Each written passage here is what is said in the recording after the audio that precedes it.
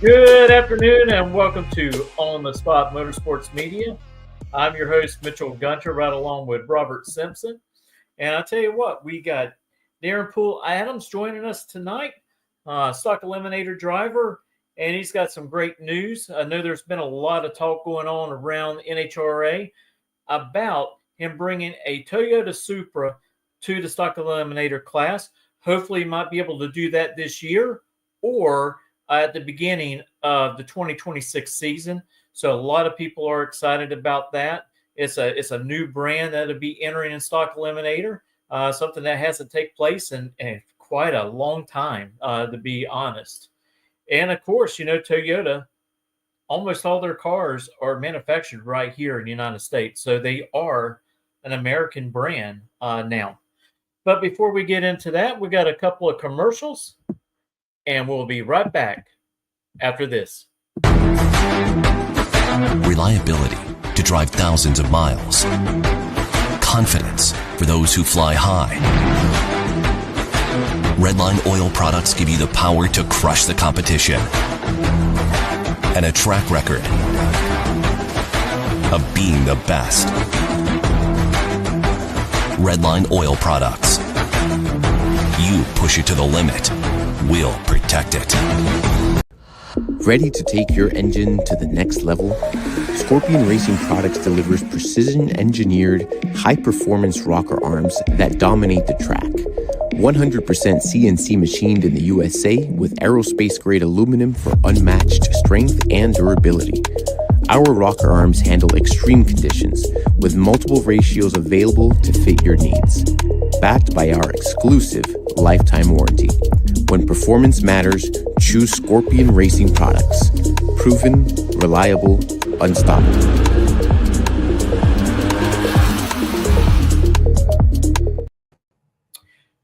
Daren, I want to thank you for joining us this afternoon, and so we can dive in a little bit into Stock Eliminator and kind of get in your head and how all this stuff works, and talk about this new adventure that you're going into, bringing a Toyota Supra into the class of Stock Eliminator. Okay. Well, thanks for having me. Bringing a Toyota Supra into Stock Eliminator. That's a yeah. Heavy question, right? It's an opening question. That was heavy. I'm a primarily always been a Pontiac guy. My first car ever was a GTO. My first stocker was a Firebird. Since then, I've had Copos and I've got a few other projects around here and stuff. And I'm big on Stock Eliminator. This Toyota thing started for me in 2013. It really came about funny. I'd asked GM I'd got a 2012 Copo, and there was 7,000 requests for those cars, and somehow I got the ear of the right guy at GM, which was really two guys. It was Cliff Cohen and Jamie Meyer. Went out on a limb and made sure that I got a car, and I ended up getting serial number 6 that year. And the only thing they said to me is make us look good. So I think I did a good job of that. I got him on Horsepower TV. As far as I did all the camera stuff for that. I did some stuff for Mobile One and Holly, and it became kind of almost an unofficial press car. I had the car about a week, and I took the mirrors off it, and I had in my driveway, I pulled the front end off and got rid of the fog lights and put a bigger pulley on the alternator and fixed the grounds and changed the axles and freed up the rear end. And I made that car go, pretty quick compared to anybody else at that point. Mm-hmm. And so I think I made the cars look good. And so 2013 rolls in, and I said, hey guys, I really need a second car. I'm team building right here. I want a second Copo. And they said to me, don't be so greedy. it's like guys, I just did all this stuff, Right. And they were like, no, that's no. And so I said, well, I really want one of those 396 cars, and they're like, no. So I ended up converting my Copo to a 396, and we were pretty successful with that. We went ahead and built one, and it was a fast B stock automatic car back then. I mean, it was really good. But I was at Charlotte, I think, in the fall, and Toyota had a booth there. And on that booth was the Scion FRS, which now is the Toyota 86. And if you look at that car, that's a pretty little car. And it's rear-wheel drive. And I like the lines and the stuff. And they had that car sitting there, and they had a V8 from one of the trucks on a stand there too. And I started talking to people at the booth, and I said, is there a way to, yeah, exactly. That's my exact thing. Like, if we take that, put it in there, can we do this thing? And I've heard a lot of backstory to this too. I actually did start a little bit more of something that I knew with Toyota on that conversation, I believe. But that's for another story, because I've got to. I got to talk to the lawyers on that one. Well, I got it from a guy that knows a guy, but now I've got to ask the guy. And Gotcha. Clarify the story, but it's a good story, and I think I'm the guy that got that started.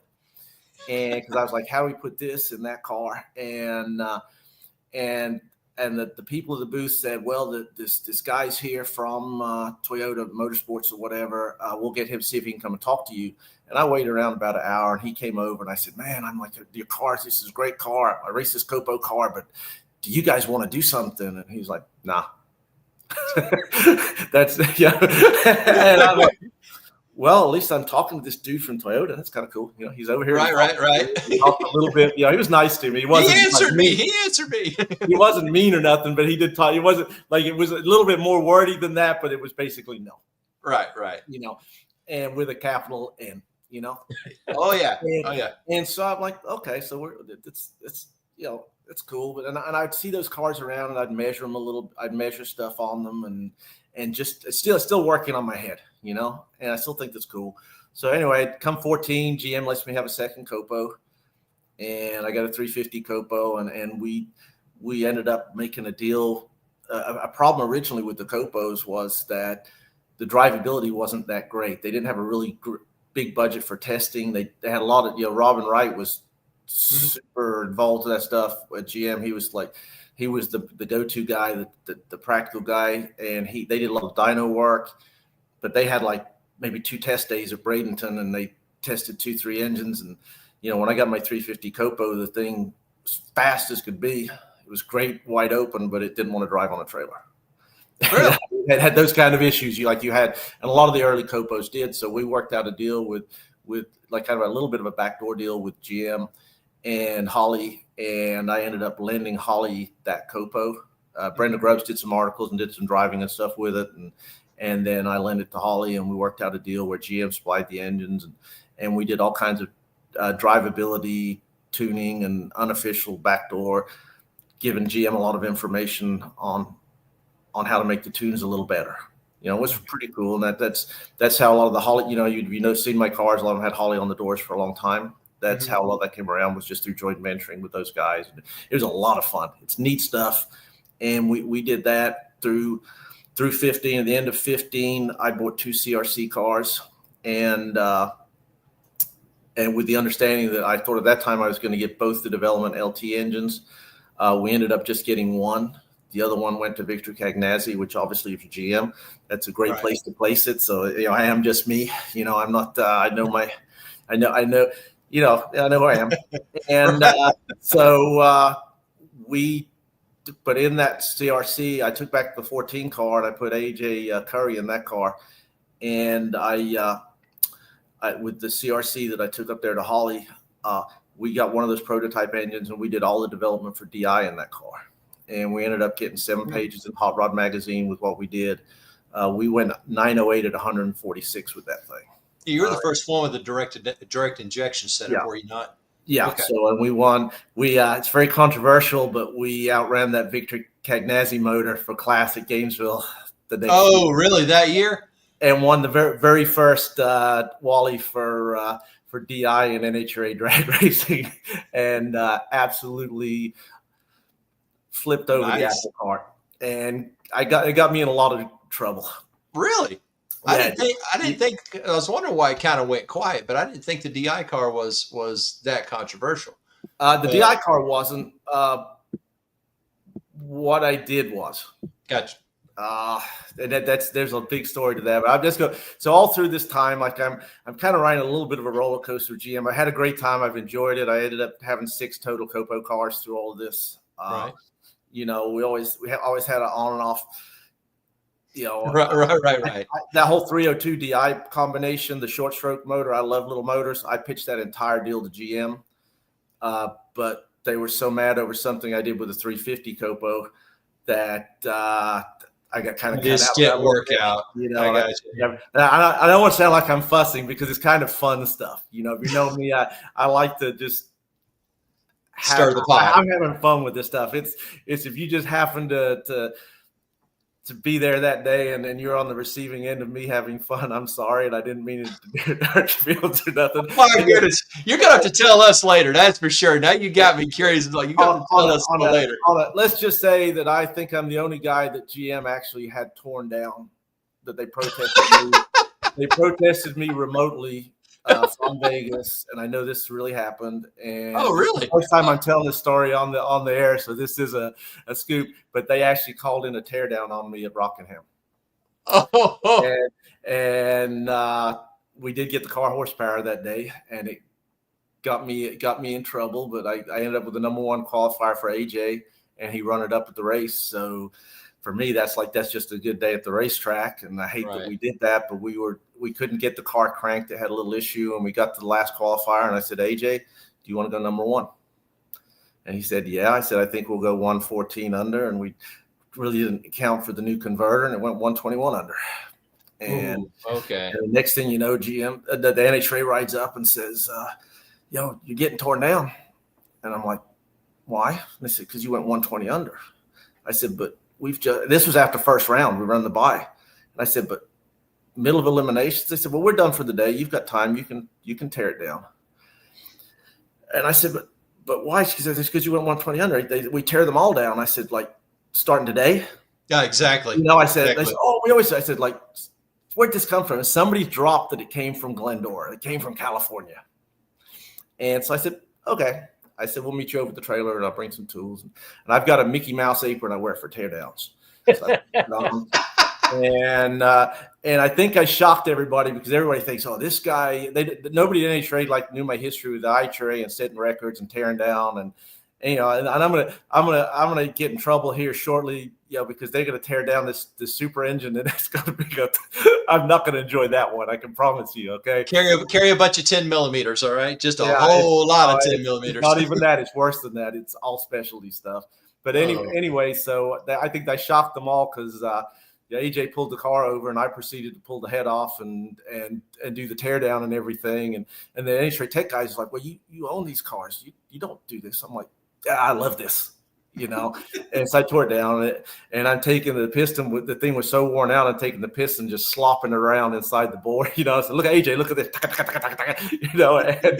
and we're laughing about it. I'm 30,000 short on lift. I mean, it was like it's just way good, way on the good. We hit the combination right, and there was a lot more left. So we put it back together. Broke it. It's really rare. It was an aftermarket. I'm not gonna name the brand, but we broke one of their head bolts, putting it back together. The last one, it snapped. Oh. And so I pulled the head back off, got the stub of the bolt out. I had spare bolts at the trailer. I put it back together, cranked it up. It's dark by then, drove it back to the trailer, and then he run it up the next day. That's just a great story. That is awesome. Well, I got a pretty snooty message back from GM about it, okay, which made me go to Belarus with the same car with the extra weight in and go 134 under in it, just to show them that, hey guys, it's not hurting. If your guys are crying, maybe they should work on their stuff. Ooh. So yeah, I didn't know you followed it up at Belarus and did that. I did not remember that. Some of the guys, is you got to know I'm still just having fun with this, okay? Right. But knowing my personality, like I'm a team player. If GM had asked me to do anything at any time, I would have done it hands down. Have a Copo at Charlotte, so Bruno Massa can drive it for Truck U. I'm there with it. We shut down work for the day and took the car out there and let them run it. I had fun with that. And I did a lot with them. So I'm not really, it's good stories I got out of this. You know, and Yeah. I don't want to sound too braggy too. I'm just having fun. No, nothing wrong with that. I mean, but oh my goodness, no, So I did anyways, not realize. so I've had all this fun with GM. It's like I even ended up getting the very first 572 car built.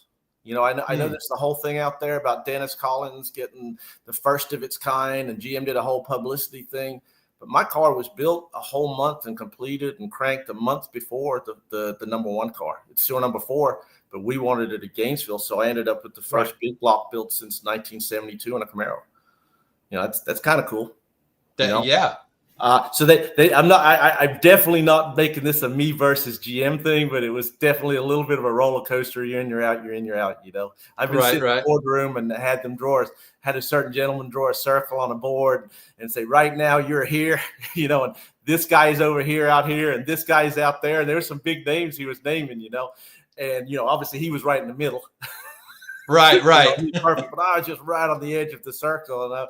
And I'm like, dude, I don't care. You know, I'm here to have fun. You're having fun. Yeah, exactly. That's all of it. That's kind of the Toyota thing. I think I hope everybody gets the message. That's my thing there. It's so I talked to them there, and this is going on, and you know, I've already been told that the Copo thing's coming to an end, and probably the support would go away a little bit. You know, and that has happened in a big way since. I'm not saying like a personally, there just isn't. There's not a lot of access to anything right now at Chevrolet to get parts and stuff like that. And I still have a good relationship with those guys, but I can tell stories on that too. But anyway, so a couple of years ago, like when the Super came out, I saw that car and I'm like, dang, that's a pretty car. That would make a really cool stalker. And you know, you're looking around, you're me, and I'm, like I've said on some of these stories of the Copo, I'm one of, I had 6 cars, but there's 700 Copo cars out there. That's a lot of racers. That's a lot of people going to GM for attention or going to manufacturers for attention. There's all those Cobra Jets out there. There's all those drag packs out there. And there's lots of big names and really good drivers in all these cars.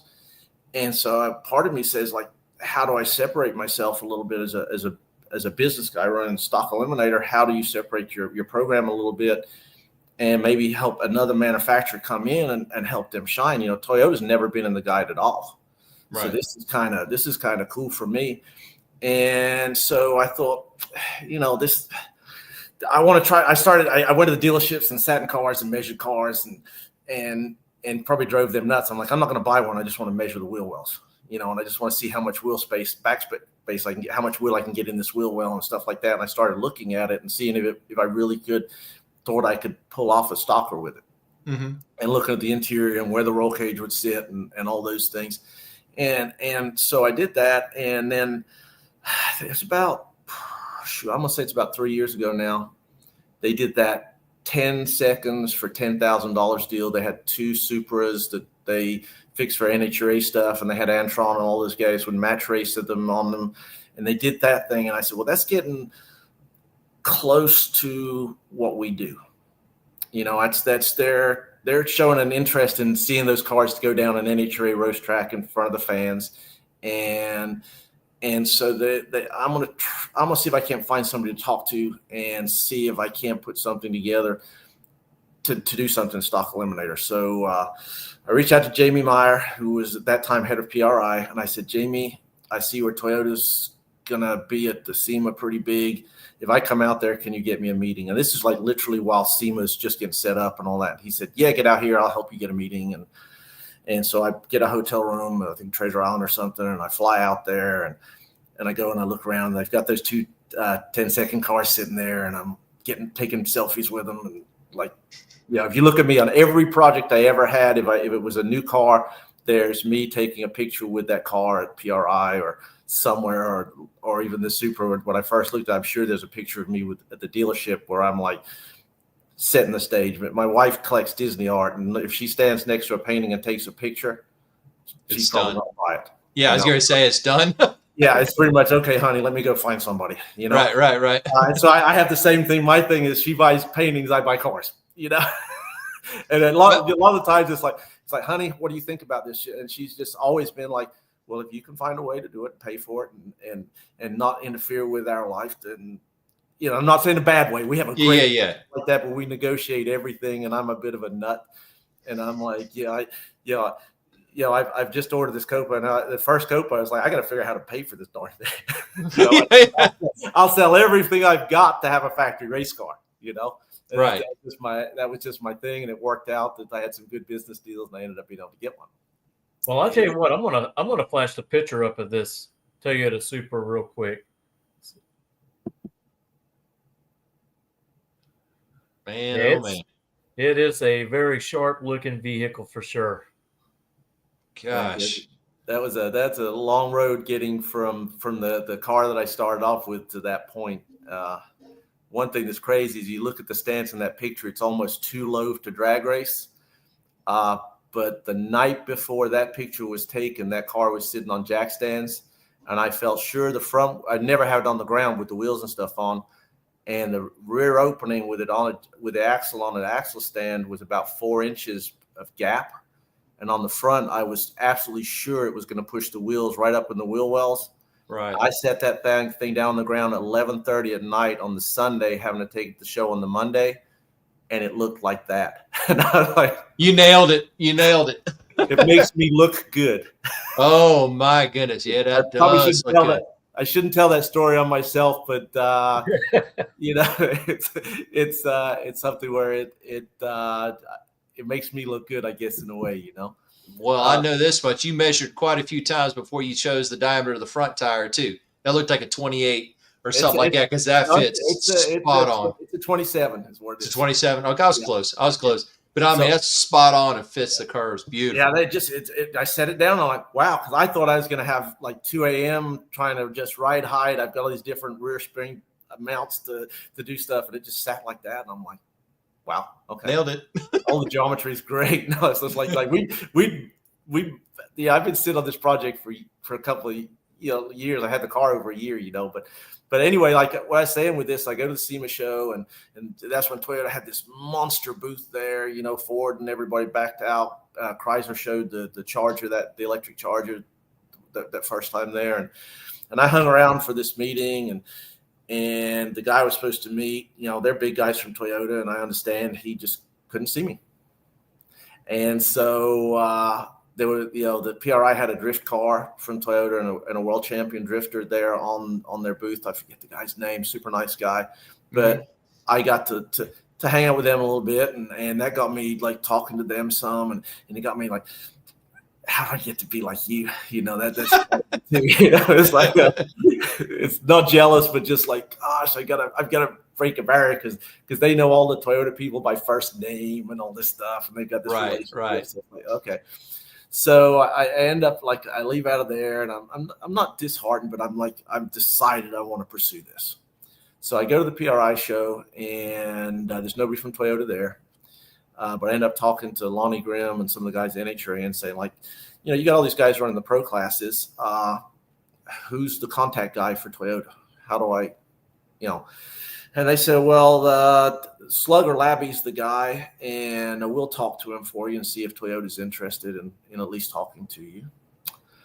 And I'm like, okay, and we kind of leave the conversation there. And I've tried to, during this meantime, in the in-between time, I've been trying with some of the drift guys to get to Toyota a little bit, and it always comes back. We'll get you a conversation with someone, and it always came back. They're all sponsored guys, and you got to understand. Any money I get, so you got to think, or any favor I get or whatever, they've got to have the consideration as businessmen that they earned that position, and you're trying to get into their pocket. Right. You know what I'm saying? Into their pipeline, and that wasn't my intent. I just wanted to try and start my own pipeline. Right. But they never got me in touch with anybody, and they didn't have to. None of those guys had to talk to me either, and they were all super nice. So it's. I don't want to come across as super negative in these things. It's just these are the battles you fight to get from. No. That's what it takes to get where you need to go. It's learning. It's the same in business. Like when I run the racing business, in my regular machinery business, it's like you can't get your feelings hurt if it doesn't all just fall in your lap. You just got to keep working at it. But so anyway, he's dropped the name Slugger Labby, and Kelly Thacker, who does my short blocks and a lot of my engine work for me, used to be the head of the honing department at Penske. Okay. Oh, wow. And so when they were 1 and 2 at Daytona, he was the guy. And I've known him for a lot of years, and he was doing my old LT1s way back in the 2000s and stuff. I was just like, he would do them at night, and they get machined at Penske and stuff. Like, how cool is that? Yeah. And he ended up when they went over to Ford's and that engine business went. I thought that name sounded familiar. Slugger. He was a crew chief on one of the NASCARs. Correct. Okay, so that's where I'm going. Okay, that's what I was wondering when I said Slugger. Kelly went from there to KB, and then he ended up. KB's work pace was just, those guys are maniacs. With Jason Lyon and Greg were just boom, boom, boom, and they were, and Kelly's pretty laid back, and it was too much of a pace for him. I probably shouldn't even tell his story on here, but anyway, he ended up building a shop behind his house. He ended up with all the equipment out of Penske, so he's got all this really nice machining equipment, and he's still does my stuff to this day. So I come out of the PRI, and I said, Kelly, I said, do you know this Slugger Labby guy? Slugger Labby's like, was up here in NASCAR. He's the head of the engineering stuff. I don't even know his title at Toyota, but he's right. The guy. He's there. Okay. Yeah, he's the I man. said, you know this guy? He says, well, I know him, but he says, friend of mine, he's like his best friend. And I said, okay, can you get me a cell phone number? I said, and go ahead and tell him what I want, and tell him I just want to talk to him, and I will not stalk him. I'm not going to be that guy. Right. I've got to know. I've got to have an answer to this. I want to at least try a line of communication. And so I reached out to Slugger, and I said, hey, this is Daren Poole-Adams. I'd really like to run one of your supers in Stock Eliminator. Can we talk about it? And he basically came back and he said, we're not interested. And I saved all these things. These people are going to hate me because I save everything. Okay. And he comes back and he says, well, we're not interested in pro stock, pro mod, comp eliminator. And I said, awesome. Because I want to. Neither am I. I want to run Stock Eliminator. We're good. Okay. That's not, we won't muddy that water. And initially I'm talking with him, and I'm like, and he's like, well, it's a lot more complicated than you think. And it is. And I said, well, I'll help you through this pathway. I've worked with GM to get combinations in, and I've, even going back to the old L99 motors from the Caprices way back when. And so I've worked with that stuff, and I know the pathways, and I know how to make it a decent combination. And I know I've seen ways that manufacturers have made it to where nobody builds the car. So it's like, I can help you get it in there and it be something that's worth having. And I won't mess around. I'll actually do it. And so anyway, he's like, I don't know. It's just kind of complicated. We're Toyota, and they're very serious people, and they don't want bad press, I'm sure, which nobody does. So it's kind of a nah, but he's talking to me. And so what I started doing is, if we, Foley and I that year both won class at Gainesville, and I sent him the picture of the two of us holding the Wallies. And when we had any successes, I'd send him a little something. When they had a success, I'd say, hey, it's awesome what you did this weekend. And just kind of just a little report going. And I just touching bases with you. Guys thought about this anymore, and they're like, no.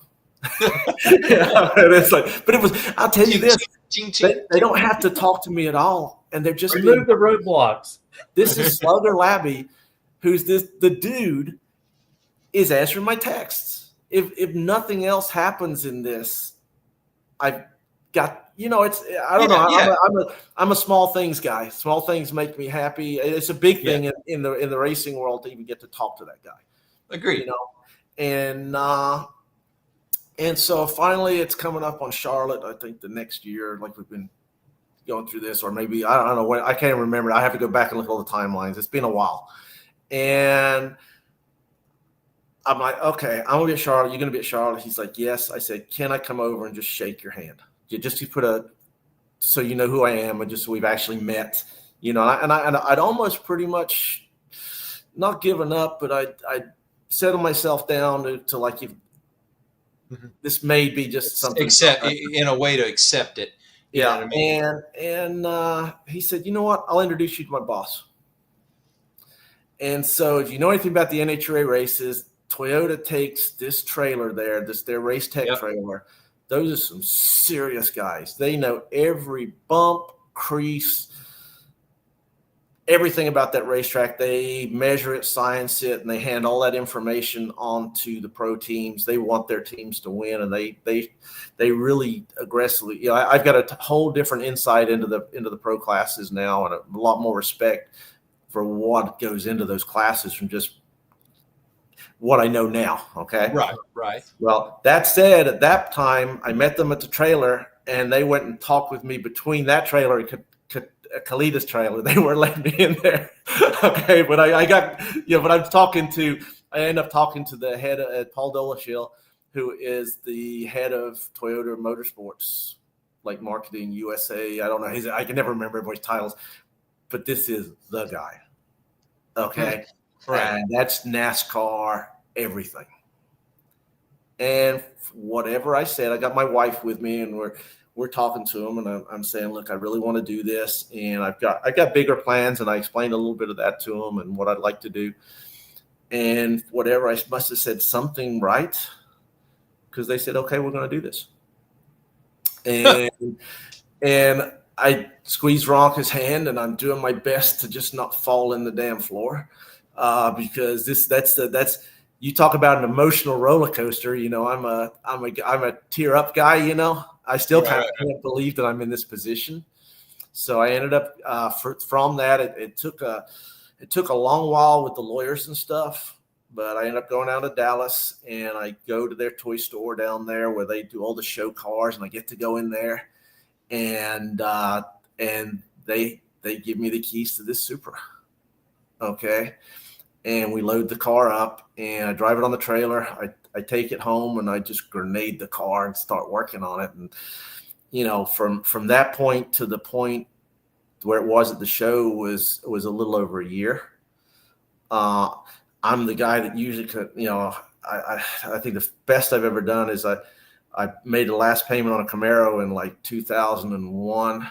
And drove it in my garage, and 7 weeks later, I have it at Rockingham, and that's painting the underside, welding the cage, and going to work during the week as well. Right. But that was LT1 stuff, and I had stuff, and stuff was available, and I had everything ready, and you weld it up, and you bolt stuff on, and you're good. Well, on this car, I've had to find partners to work with, like Strange, who have been great, and but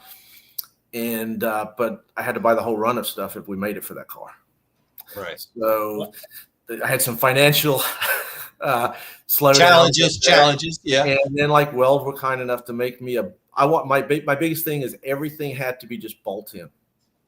Right. And so like the Weld made me a front wheel specifically for that car with the right patent and everything, and to what I wanted, backspacing, everything. Strange is great. They built the brakes to where everything just bolts on, and the strut's the same way. So it's something that anybody could get into if they wanted to. It's not like I've got this crazy expensive one-off parts at the end of it, but I had to do the upfront money.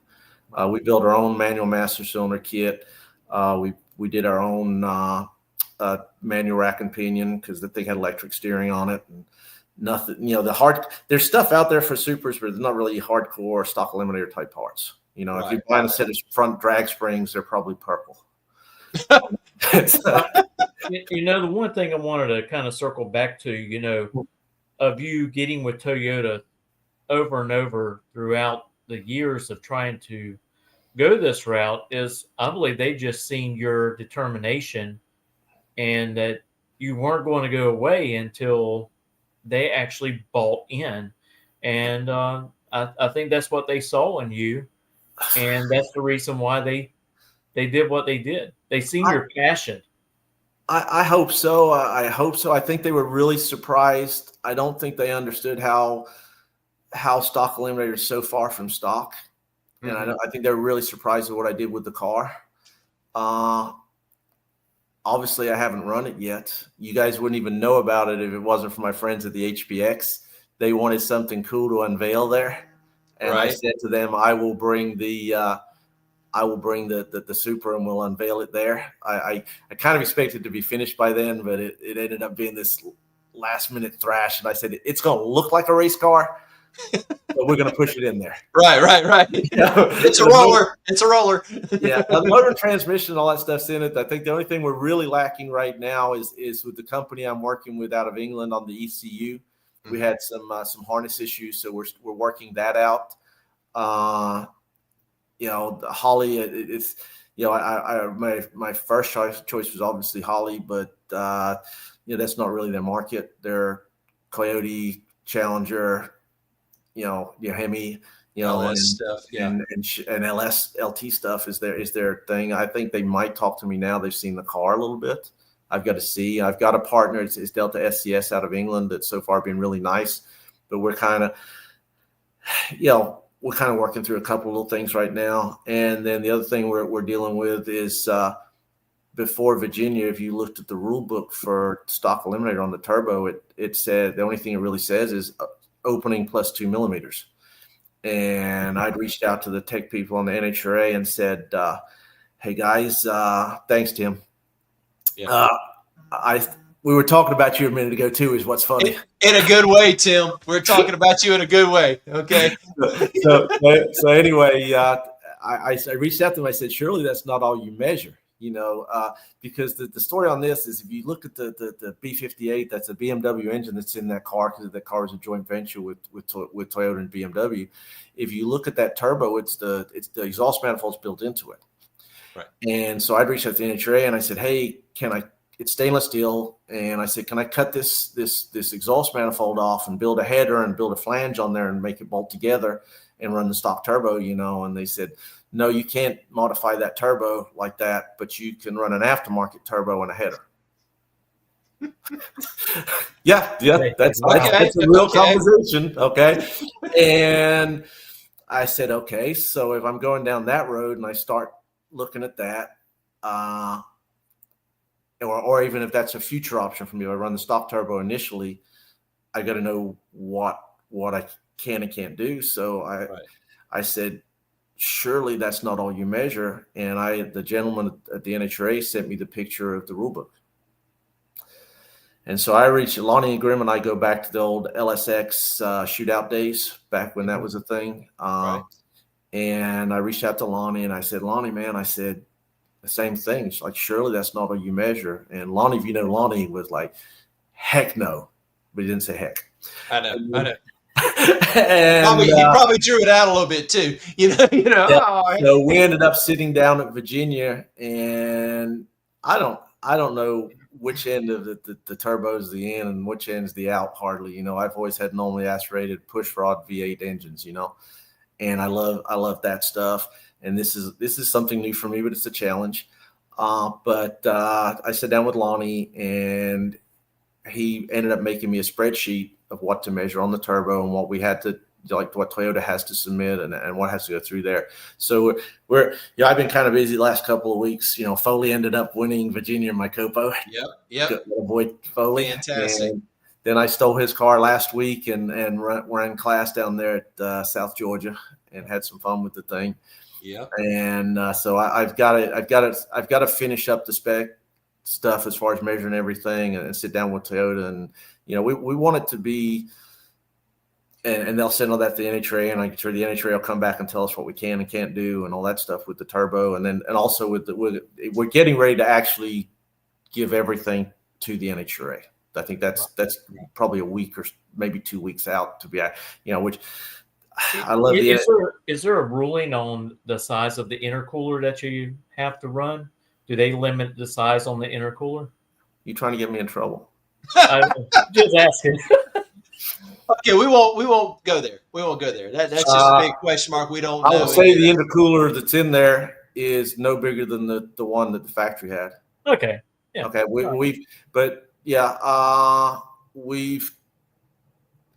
This is new. I think it's going to be new for them. I don't want to. I think I've really gone by the letter of the rule book, and if I thought it was something that was going to make a stink, you would ask.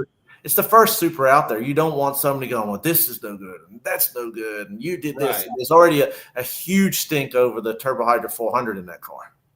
Okay. Yeah, you're going to shake your head. Okay. No, I'm like, there's not a rule been changed in that rule book. Here's some crazy. Let me give you some crazy stuff. So you're allowed any transmission the manufacturer used, okay? Like it's any corporate transmission through there. So the Super is built in a plant in Austria as a partnership with BMW. Well, BMW traditionally used GM transmissions. BMW doesn't make transmissions. They buy them from vendors, and they use GM transmissions. And so the way I got the 400 into that car was the exact same way that the AMCs get to run Chrysler transmissions. Right. Okay, so that was done long before I came along. And being the sneaky guy that I am, 2 years ago, I started a thread on Class Racer, and I said, what transmission's illegal in AMCs? Full out knowing what you could run. Right. You know. But I put it out there to see if anybody would kick up a stink and say it was bogus or wrong or bad, and no, they didn't, you know. And so it's okay. So we'll see what they do when this Super shows up, you know. and then one of the other things is you get picked on. It's like, well, it's got a Ford rear end in it. Well, it's a corporate 9-inch rear end. Thank you very much. But it's been allowed in Stock Eliminator since 2008 in any car. When I built, it's 2008 and newer car, correct? 2008 and newer, and it came around, I think, really because of the 2015 Camaro, which that was my fault because I did work with GM to put the flat hood combinations in, and I think a lot of guys didn't want to put a 12 bolt in, and so they allowed them just to take the Copos and put a hood on it and a few other things and call it a stocker, you know. That wasn't something I did because my very first body in white Camaro sitting out here in the shop right now, and it's got a 12 bolt underneath it. It's a 2010 car, you know, and it's got a 12 bolt in it. And I built it. Yeah, I was working with them way back then on that stuff. Right. But when the Copos came out, we kind of parked that program a little bit. Yeah, I got a lot of crazy stuff going everywhere around here. But anyway, so on the rear end, Toyota was with me. We had some discussions about the rear end. You know, because I finally got inside the trailer and got to talk to him, which was, again, if this goes nowhere else at the end of this, you got a book you can write just on this process alone. The love of my life loves her Disney, and has gotten to, we're very good friends with one of the senior character artists at Disney and a lot of the artists down there and stuff, and that's her like dream stuff, and here I am sitting with the guys. Right. In the trailer discussing stuff, you know. And one of the things was the rear end. It's like, why can't we run one of our Toyota rear ends? You know, they have rear ends for removable center sections and everything. And you know, I looked at it and I was like, yeah, I'd have to partner with somebody to build a spool, and I have to buy a run of spools again now would be the thing. I know Strange would build an axle for me and stuff like that, but you know, there's enough off-road guys that I probably could have pulled that off and, you know, sold some spools out in that market and done something. But the big deal there is I can't run it because it's a truck rear end, and our rules don't allow truck rear end. Didn't think about that. Everybody on my end wanted to put a Toyota rear end in it, but it would have been a breach of the rules. But that 9-inch rear end is fine, and I didn't do that. You know, so we built it according to the rules, and we put that stuff in there. And with the transmission stuff, Toyota did go through a whole list. They've got this neat stuff they can pull up. They pulled up this file on a laptop, and it was like all the transmissions and all like the cars and the torque ratings and the gear ratios, and they had it all just like, you know how you Google and hunt stuff. They had it all right there. Right. And I said, I would go for that. I said, I'd even go for running the 8-speed, the ZF transmission. I said, I think I could make the 8-speed just from my experience with GM and running their 8-speeds when we were testing for them on the streetcar stuff. I said, I think I can make it work. It'd be very expensive. And I said, my biggest concern is there's no SFI stuff available for it. You know, and Paul sits there and messages some guy, and he said, well, we've got a guy that's in the Dominican Republic, I think it was, that's running like 820s in a Supra, and he's running the 8-speed. I said, well, can you ask him what SFI stuff he's running on that transmission? I said, because I know how the NHRA is going to be. And so if it's out there, and I'm learning, and this is all a learning curve for me.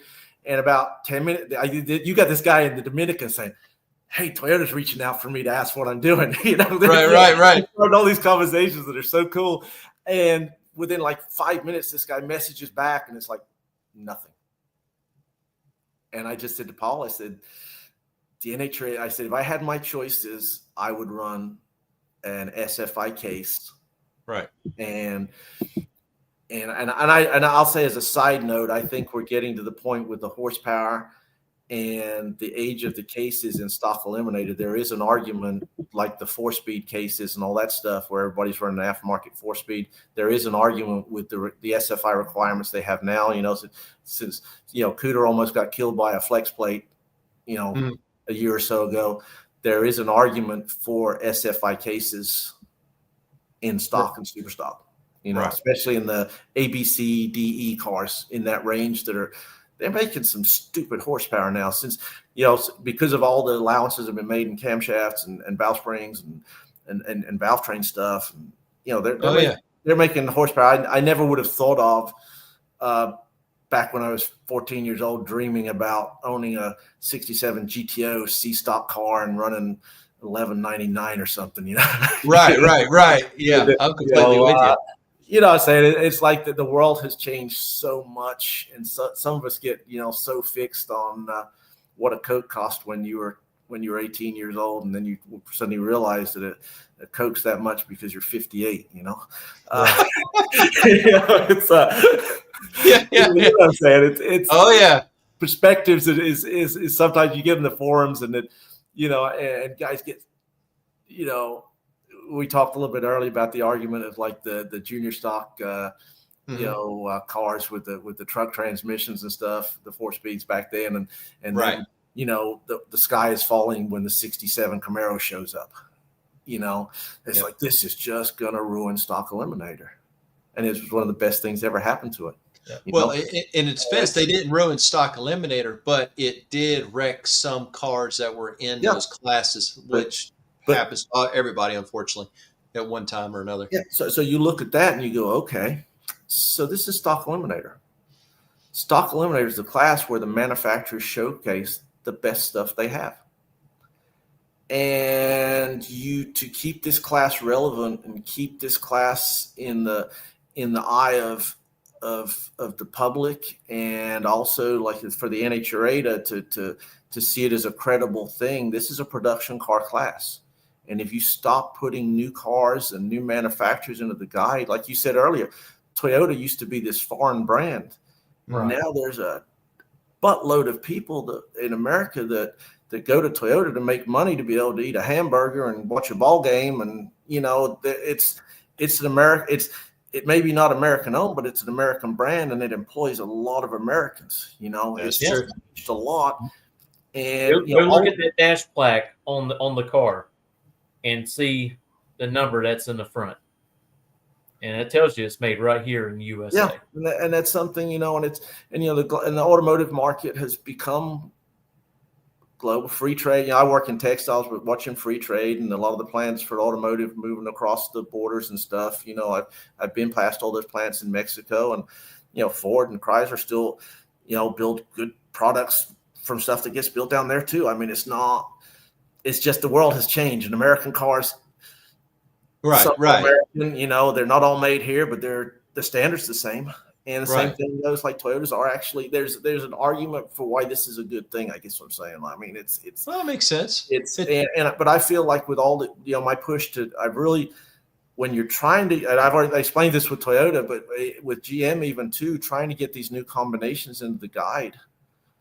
It's not like it was in 1987 and everybody just drops everything on their list in there, and they have a guy that's just his thing, that he just submits everything they have, over to the NHRA. There's nobody doing that now. You've got to be motivated, and you've got to find somebody at GM, Chrysler, Ford with an ear that says, hey, usually it's an enthusiast. And he said, that'll be cool. And you got to get them sparked up, and they'll work with you to get it in, because ultimately it has to be the manufacturer. It can't be me. If I just wanted to super in there and I showed up with the NHRA, they'll go, get out of here. Right. You've got to, it has to go through the manufacturer. And I'm hoping through this that Toyota sees the value of this when we get it up and going.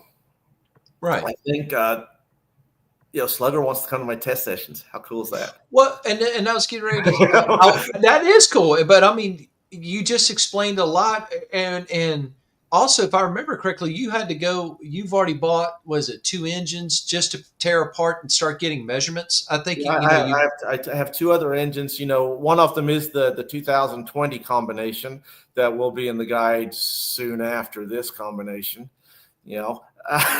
Okay. Didn't answer. Okay. Didn't know. No, I would like to populate the guide with several choices. Okay. Right. Versus just one. Not everybody wants to run the fast guy classes, Right. So I've got a lot of different ideas in my head that I want. Obviously for Toyota, for me, they've been very patient with me. This has taken a while. Right. Okay. Right. I've got a lot. I think I said to you earlier, I got a lot going on in my life too, and I want this car to be really good when we show up at an NHRA track. I want Absolutely. You're doing your homework. Yeah. We don't have to be number 1 qualifier. We don't have to win class, but it doesn't need to be a slug either. It needs to go all the way down the racetrack every run. I think that's the first thing. Now, I heard at first that you were hoping to debut this car before the end of the season, but is it more likely that we won't see it until 2026? I wanted it Indy. Okay. I am fixing to go into this mad thrash mode. Okay, I've got a 2024 Camaro that we're just finishing up that AJ Collins is going to drive. We're going to run that, I think, in SSEA. I think we'll get that out there. That kind of came up in the middle of all this. That I had that car sitting there, and I was working on it as a side project again to get something. Give somebody an alternate car to run over a Copo where some of the parts are hard to get. Some of the castings are now stupid expensive and just really, really hard to get. So give them a production combination to run in those cars, put a flat hood on, and go have fun. And I hate with the 2015 Camaro that you had a couple of guys that got out there and decided they had to qualify number 1 every week. And they spent that they didn't show up with those 2015 Camaros with a crate motor, and which was my original intent, and go out there and have some fun and work on it slowly. They went straight. That one of them was a big name engine builder, and the other one went straight to another big name engine builder, and they built really no stone unturned combinations together out of those cars, and they showed it, and they put in the hard work, and they spent the money, and they built them really fast, and they got it beat up within 2 years. That combination should have been a combination like the 69 Camaro that went on. It lasted a little bit for a while, and they bombed it. And I had one during that time period, and I was trying to keep the average down and all that stuff. And Jeff Warren was driving that for me at that time, and he loved that thing, And we ended up, after they got it hit so much, we switched it over to a 396 and outrun one of those guys for class a couple of times. I can see don't get you fired up, man. I can definitely see that. It's like going, yeah, okay. I think a lot of people underestimate what we can do. I know that's part of it. I think that's the thing. It's because we're a 70 under team. That's where we like to run. If you watch Foley running my Copo, that's where we like to run. We, Foley, I like to run class. Foley likes to run the eliminations. I got you. And I this is a side note with this Toyota thing. If you were watching Class Racer for the weeks leading up to the release on that thing and the press releases and stuff, there was a big argument with Ed Bigley was on there a whole lot, and there was a big argument about how Stock Eliminator was just a bracket class, and you had 50 of the people were Stock Eliminator just bracket, and the other 50 is performance based, and I was one of those performance based class and all that guys, and if they took that away, I wouldn't want to do it. I'd find something else. And all of a sudden, we have on a Monday at about 11 o'clock, we unveil a Supra.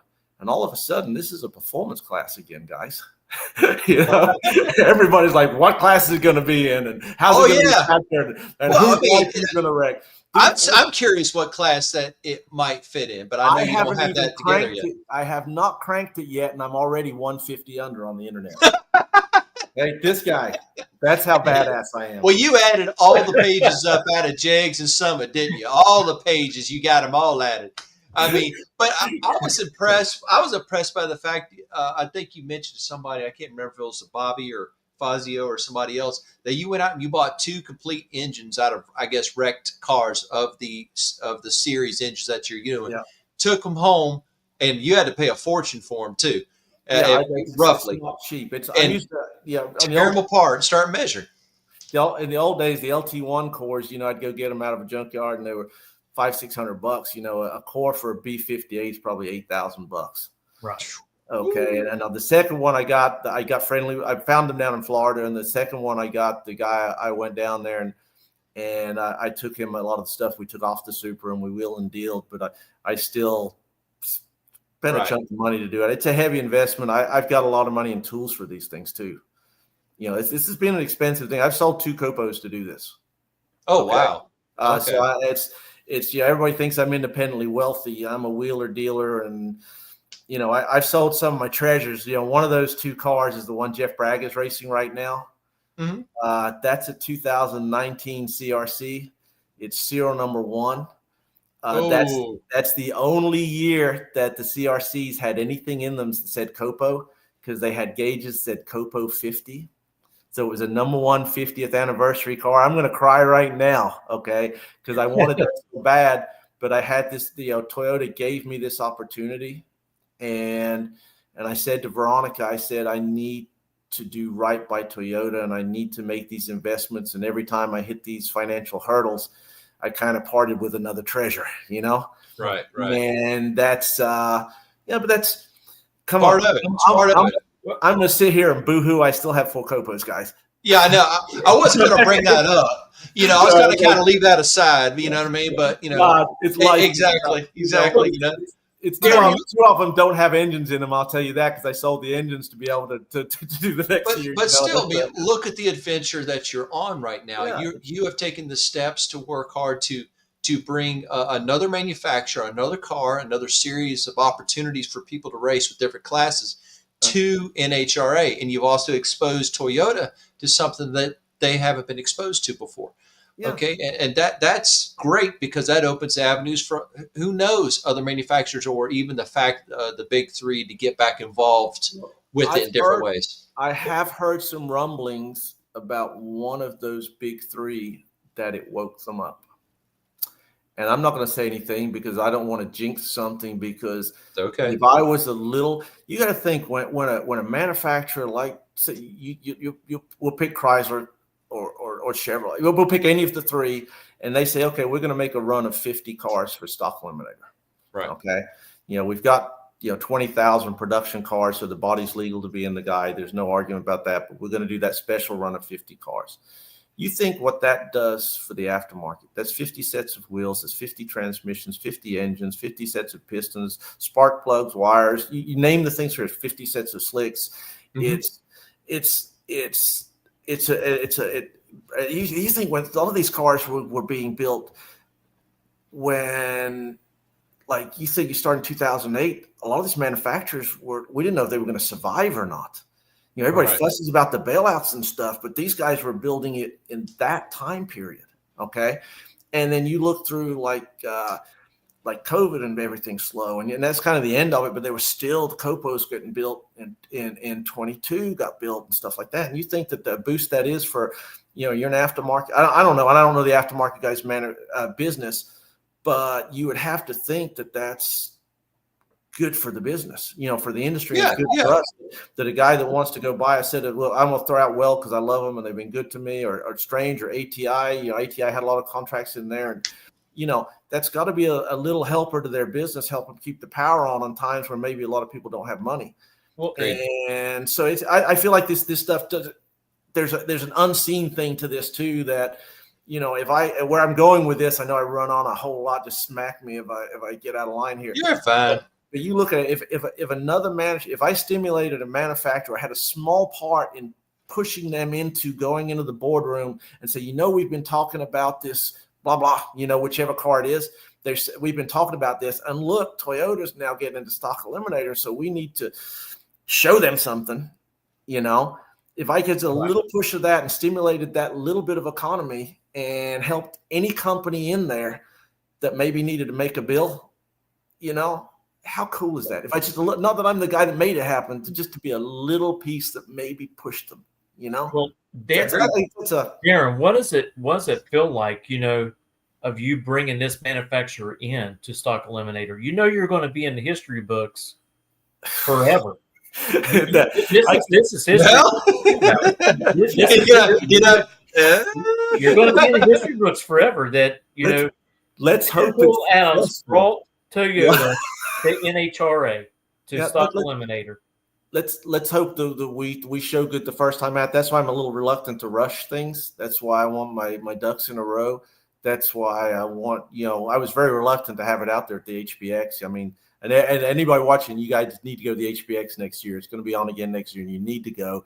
It was a ton of fun, and it was a very classy trade show, and it was really, Mitchell and I were talking about that. Hopefully, we can go maybe next year. I hope to unveil another new car there next year. I've got the lady Pamela Miller that runs is the marketing lady for the show. I'm taking 2 copos to Charlotte for them this weekend for the Cars and Coffee there at Concord Ragway Strip. It's at the Round Track is where it's at, but they have a huge Cars and Coffee there. I'm gonna take 2 copos for that. But she's coming to the house tomorrow evening to hang out with us a little bit and talk about what we're gonna do next year for the show. But I'd like to do another. I'll tell you what, well, she was definitely hitting me up. I was getting an email sometimes 2-3 times a day. Hey, on the spot, are y'all interested in coming? Are y'all interested in coming? And I really wanted to go, but unfortunately, the way it falls in the work week makes it kind of hard with my regular day job as well. Yeah, they are looking to schedule a little bit, changing some stuff up a little bit. Obviously, it's a trade show, so it's a business. They did a lot of business to business sales there, and there's some big numbers. Okay, they really did. And the show is a success on the business to business level. I think they'd like to see a lot more. It's open to the general public on the last day. Like that's something that everybody begged for. Richard Petty was there, Antron was there. There was a lot of big names were there through all that thing, and it was a good show. I had a good time. I'm going to show again next year. I always say I don't know what I'm going to be when I grow up, so I don't exactly know what I'm trying to sell, if I'm trying to sell anything. But I had fun. Yeah. If you're in the sales business, I'm one of those guys that's low impact sales. Is like I'm not pushy. If you want to buy it, you buy it. If you don't, you don't. And it's and it just so happens enough people buy stuff from me in my life that I can be this guy, But going, the HPX show, I just on that's been a cool thing. So I've so far had a much better experience than I think I deserve for what I've delivered so far. I need the car to be successful for me, for my business, for what I want to do going ahead. I really hope that Toyota sticks with me. I hope we get to do some of the things that I've proposed to them that we kind of informally said we would do it. So I'm hoping that goes through. When we unveiled that car at Charlotte, I teared up bad. I'm an emotional guy anyway. This is a big deal to me. To be the guy that gets to do that is huge. It's very humbling. The fact, I don't know if they knew what was going to happen. I told them, I said, you're going to get pressed when this car hits. It's going to be good. But I've been even being here with you guys tonight. How cool is this? I'm a lucky guy to get to do this. People sit and watch your show and you have a good, fun show and they want to be on. How do I get on? Here I am. I'm talking. I've run my mouth now for an hour and 10 minutes, You haven't run nothing. We enjoy every bit of this. This is the coolest. You think of Stock Eliminator. Stock Eliminator, it's a study in efficiency. Mm-hmm. This is the tinkerer's class. You look at every little thing and the stupid stuff I've done over the years that worked and didn't work. And, and most people don't realize I like to work on my stuff. I said that starting off, I took my 12 Copo and I grenaded it in the driveway because my garage was full at the time on this brand new Copo that everybody else was roping off. I'm tearing it apart. And I've always been that guy. So this class is like, it's a fun class. It's where the cool kids hang out. You go watch. You go to Indy, and I don't know if you guys have been to Indy to watch class. Mm-hmm. If you've ever done it, you go watch that class at Indy and the thrashing that's going on and the hard work. on every kind of car you can imagine, and they're all cool, and everybody's feel it. What they're doing, and they're all in their zone, and then you look over and you're pulling up the stage, and you're staging against a big name, and and maybe they've got some big sponsor, and your head's up, but you figured something out, and you look over, and Bo Butner and Jason Line are leaning on the fence watching you. Right. We are the cool kids, Oh, yeah. Even from some of those crusty old bastards over there on Class Racer, you are the dudes. And you look at it, and you look at how many bracket races you run into, and they want to be you. Yes. And they aspire to run stock. That's Stock Eliminator, Well, and it's something. How can I not feel blessed to be living this life? From a 14-year-old that wanted to do this to a 15-year-old that is building the first Toyota that ever run Stock Eliminator. How do I feel about it? Yeah, I'm blown away.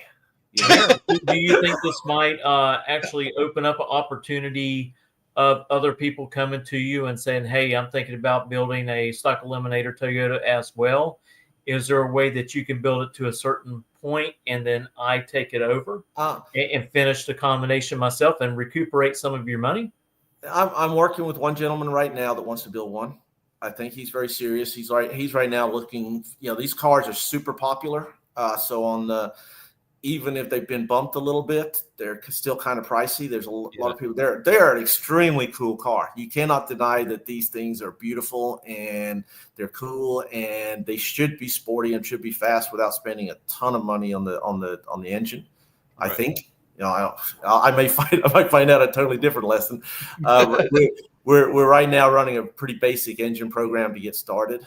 If I find it comes a little short, then we'll start working on some other stuff. But for right now, we're gonna. But anything. If you just called me and said, "Can I have the measurements to go build this myself?" I'll send you pictures and measurements. If you'd like to help me out and buy some, Poole-Adams Racing Inc. If you want to buy some parts, I'd love to sell them to you.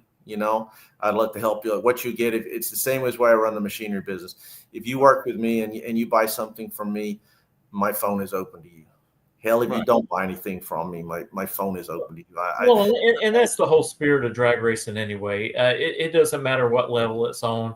It's always trying to lend a hand to somebody else and help them out, no matter if it's bracket racing. And I've seen the pros, something happened to somebody and they're thrashing, another team comes over and just jumps in with them to get things ready for the next round.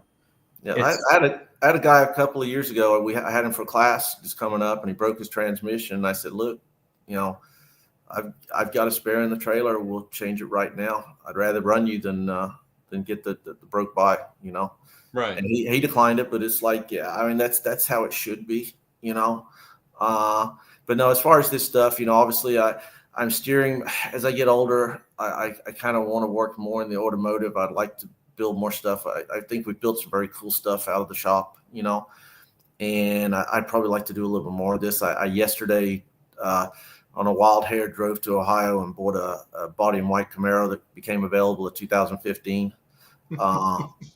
You needed another project, right? I'm gonna start. One thing I want to do is start a YouTube channel and call it Daren's Unfinished Projects. In this corner. Yeah, I have them. I've got a lot of really cool stuff there. That's factory cars and one-off cars that I've accumulated in the last 30 years of doing this. Right. And Mitchell and I can come up there and film it. We can have a podcast and everything right from your garage. And that's the thing, is like all the exposure I can get doing this stuff, it's something that I'm really looking at. How do I do this? And, in a way, some of it monetize it, a little bit, but not the, I said my sister helped me set up this laptop today, and I as soon as my picture popped up, I'm like, yeah, that's a face made for radio. Same thing with this one. You've looked at this one, right? Right. No, that's why we're on Spotify. That's why we're on Spotify too. This when you guys weren't in the room, Okay. But I've had fun with a lot of stuff that's going on here, and I do have some really cool stuff that I'd love to share with people. Yeah. And stuff we've done, and I'd love to go out and do a little docudrama on class at Indy. Yes. Only if I've got something I think can win class, though. Sure. Actually, yeah. Sure. You don't want to otherwise, it would really suck to film somebody else beating me. Yeah, you want to be there. I know what you're saying. But I told Mitchell that. I said I've always wanted to do a documentary of basically prepping, getting ready for Indy. Showing people, coming home from work, working on the car, prepping to get the truck trailer ready and stuff like that. And then going to Indy, going through, well, not tech anymore, but I'm talking about getting set up, getting everything. And then Indy, and I've been telling Mitchell this, and he's going to experience it. Indy's got a different feel. First of all, any event that has class eliminations has a different feel. Yeah. Okay, when you get out there first thing in the morning, the stalkers are the first ones that hit the track, and it ticks off everybody that's parked around a stalker because they're the first thing fired up in the morning.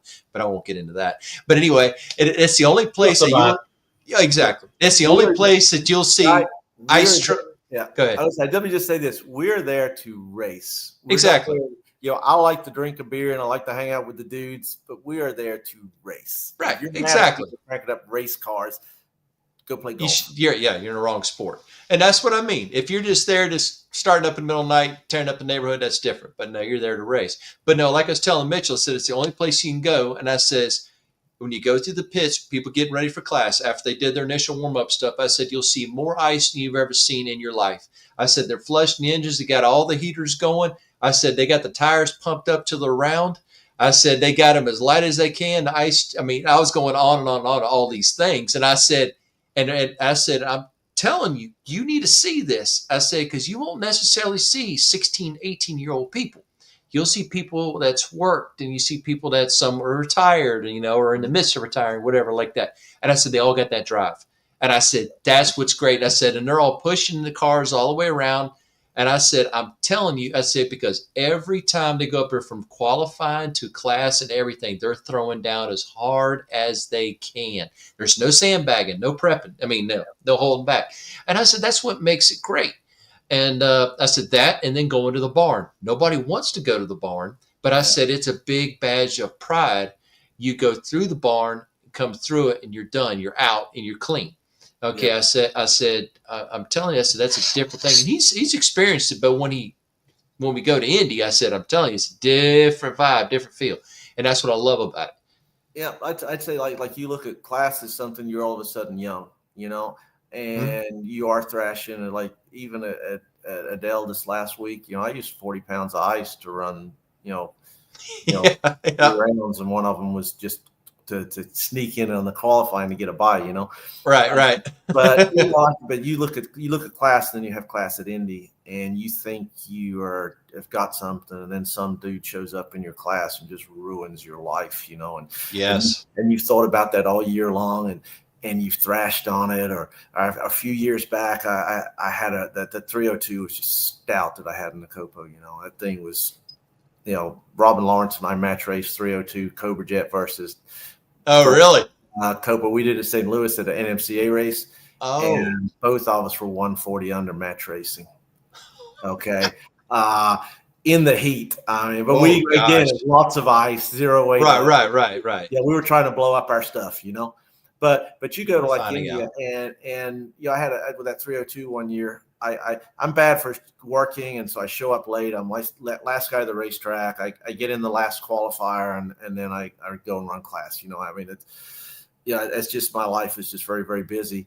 And I go out there for first round of class, and I figure I'm pretty sporty and I'm good. And there's a stick shift guy in front of me, and he just shudders the tires and just eats the start line up. And the car moves sideways when he hits it, so it like eats the entire thing up. Yeah. Right. And the starter gets the rosin out and throws it down. Does the power down, and that's it. Come on, And maybe the guy after me didn't break his transmission, but I sure did. Oh, man. So I changed transmission, and I ended up getting down to 4 cars, I think, there. And I got to 4 cars, and I decided I could win. And so then I just did the rookiest, stupidest thing that anybody ever does. But, a really cool guy won that race, and he deserved it, and I didn't. And that's but yeah, it was a great weekend anyway to get to there. Right. But at class there, I've won it once in all the times I've ever been. And there's been times I've had when I won it, I wasn't necessarily the fastest car, just the last guy there. And then other times, I feel like I've had the fastest car and I do it, a huge wheel. The Gaines was like that for me. The 396 when I had in the Copo, I'm out there and I'm sporty and I finally put it on kill for the first ever time. And I do the wheel stand of wheel stands. I mean, no, more than that. More than that one. That's not Strickland, is it? Is that Strickland? That's me. That was you? Yeah. So Strickland I'm did known one. for not running wheelie bars and liking to do big wheelies. Foley, Jeff Warren got him in my 15 car when we did the flat hood and stuff with it. And he went to Rockingham and he got all four wheels off the ground. And he said, I am just not running that car again without wheelie bars. So he and Foley are both smart. We put wheelie bars on them. That particular, the silver car right there is the white car that Foley's running now. When we made it I think we made it like a 23 or whatever when we went to the port injection. GM gave us a body kit and we updated the body and we painted it white to match the 19 car. And that's when I did all the white cars with the blue stripes, and we had those things out there. And I ordered a 22 and with the big block and we did the blue stripe on that to kind of get that team thing rolling a little bit, kind of a little bit of branding. And, I think it was good for Holly. I'd like to think we helped sell a bunch of fuel injection for them, Right. A lot of pieces and parts, otherwise it wouldn't be worth them supporting them for me. So from my perspective, I hope I brought something to the table for all these people, Right. for like for all the exposure I got with the HPX, I feel like I owe them huge, and I want to be back and do something like that for them again. I think it was a big draw for them as far as media and stuff, having the Super there. So I've got something in mind I'd like to do. I've got to, again, talk to Toyota about it. And talk to us too. Talk to us too. Just tip me up and talk to us too. Yeah. Hey, before you know it, you're going to be on a commercial for Toyota. Wouldn't that be? Yeah. I hadn't thought about that. And it's like, wouldn't that be something? It better be an open face helmet too, because you got to show that smile. You're going to be grinning from ear to ear. If you read your rule book, you got to cover this mug up, which is probably good because that would be like the lowest rated commercial that. What? Man, you're having fun. That's what this is all about. If I can take this little Supra and stand it up like that Copo, how cool would that be? Ooh, especially out about 100 foot out. Yeah. You know what I mean? Just. Yeah. I a few years ago, there's a video on the NHRA put out there. I think it's on my YouTube. If you look me up, I think I've kind of stuck it on my YouTube under my name, but I put one of the cars in super stock and I put it on murder, death, kill. And, I stood that thing. The announcer's talking about, I think it was Ernie Neal in the other lane in the Corvette. Okay. And he's talking about, watch this guy shift gears, and it's like, and it's Daren Poole-Adams the other day and another row and just another one of them damn Copo cars, And it's pretty much how he announced it. And then he goes, holy smokes, he's on the bumper. And I stood that thing straight up. I destroyed the rear bumper. And I got all three gears in the air, like I shifted twice in the air. Right. And I still went like 940 to 140 some odd mile an hour, just living my best life, Yeah, and you got back like going, that was a little expensive. Yeah. And after that, I had no first gear.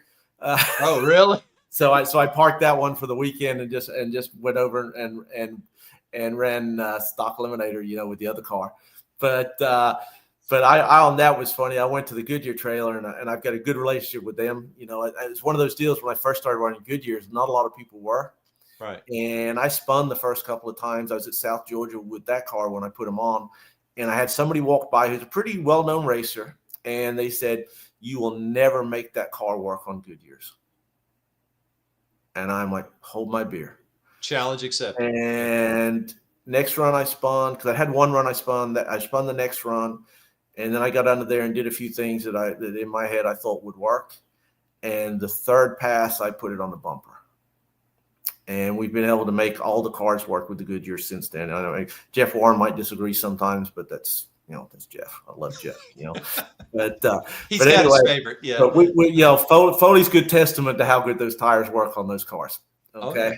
I'll throw that one out there, And so anyway, I went to the Goodyear trailer and I'm like, guys, do you have a legal department? Oh boy. And they're like, legal department. I said, yes. Do you have lawyers and stuff? I have a problem. And see these guys who are my friends suddenly go like straight face and don't know what to do. And they're shuffling stuff around and they're like, and I said, let me just show you something. And I showed them the picture of my back bumper and the rash. And it wasn't like on the bumper, it was on the back. Like if you were looking at the back of the car, you could see it all there. Like where it had just road rash, I said, you guys owe me a bumper. The tires work so damn good, my car would not be torn up right now. they just fell into laughter on that stuff. I would too. Got to go from to then okay. He got me on that one. Yeah. But I mean, who's the gentleman out of Kentucky, Larry? Larry Hill. Larry Hill. Yeah, he tested Goodyears forever. Well, he got a bazillion runs out of those things. Man, yeah. That's one of those guys. I did that match race with Robin Lawrence, and we were really close to the last run, and he worked on the clutch on that Cobra Jet, and we were like 1-1, and then he just murdered me. But it was fun. We had a fun week. But Larry saw that race, and because it got publicized pretty big, and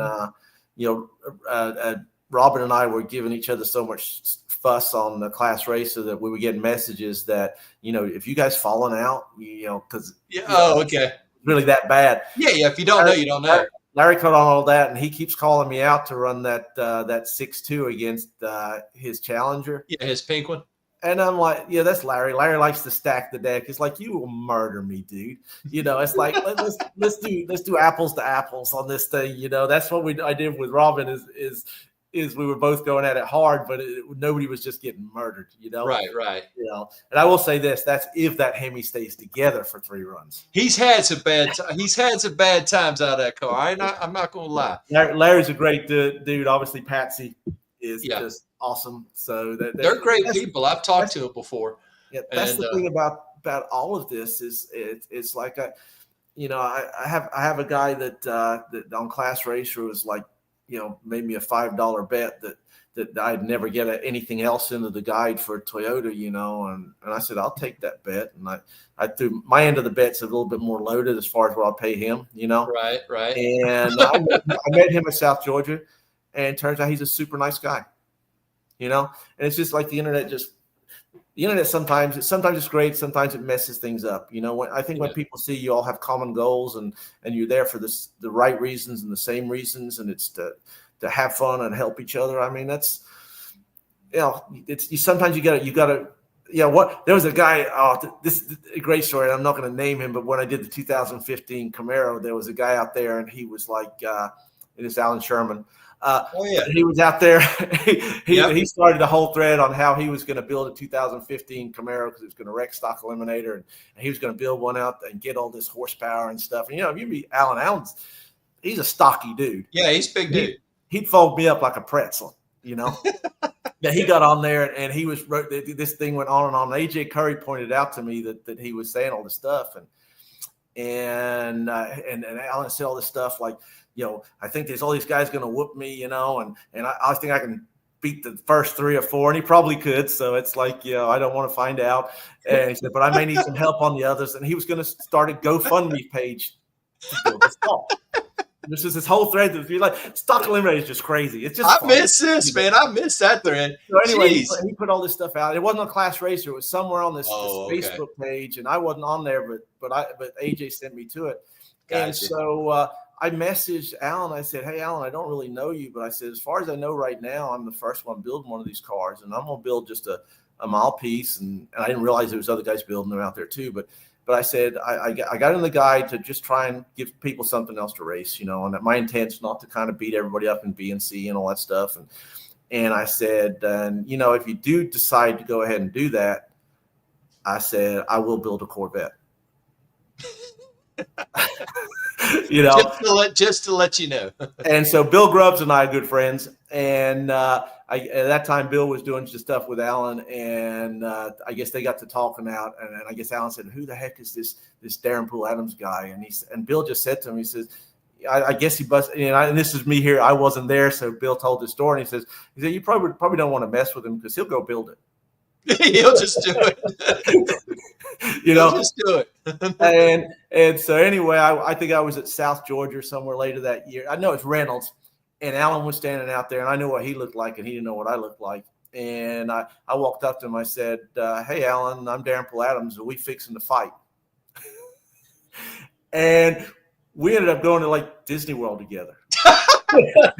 You know, because his wife had the same common thing, and we ate dinner and stuff. You know, and that's the reality of this stuff. I know that Alan may not want to hear that story, and you know, but and everybody involved. But that's the fun side of this stuff, and when you realize you're just people, you know, right? You know what I'm saying?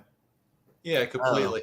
That's funny though. Well, I like that. I tell you what, I really hope that you're able to get it together and race that Toyota at the U.S. Nationals. I'm really looking forward to stopping by and seeing you and taking some pictures, and you know, just I hope so. I can't promise great performance if I get it there. We'll just just getting it there is a feat in itself. You know, I mean, this is something that's totally new that's coming into the class, and you know, I know your expectations are set really high and you want to do really well, but also I don't think if it doesn't do as well as you think it should, I don't think you ought to hang your head down low. I'm not concerned about the performance side of it so much about how fast I can go. Obviously, I'd like to qualify. Right. But I just want it to go from one end of the track to the other without being embarrassing. You know, and I'm not saying it's how many hands up everybody who's ever teamed a B-58 out there. Not me. This guy. Not this guy. You know, what converter does it like? Right. You know, Loose. You know,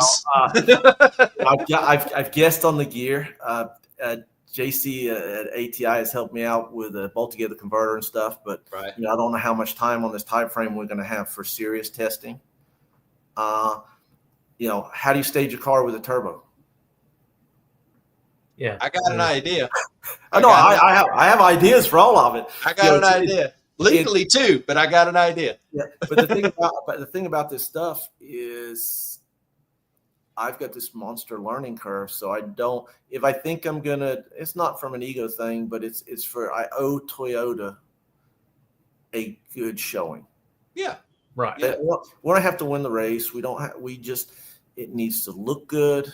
It needs to sound good. It doesn't need to be missing firing and doing goofy things. So I got a big leap of faith with these guys from England on the ECU. You know, they're actually based out of Norwich in Norfolk in England, which is literally 20 minutes from where I grew up when I was a kid in England. So it's kind of neat on that side of it. Really, that close, huh? Yeah. So my mom lives in Ely, and so she's like real close there. If I go next year to visit, I'll probably go visit those guys.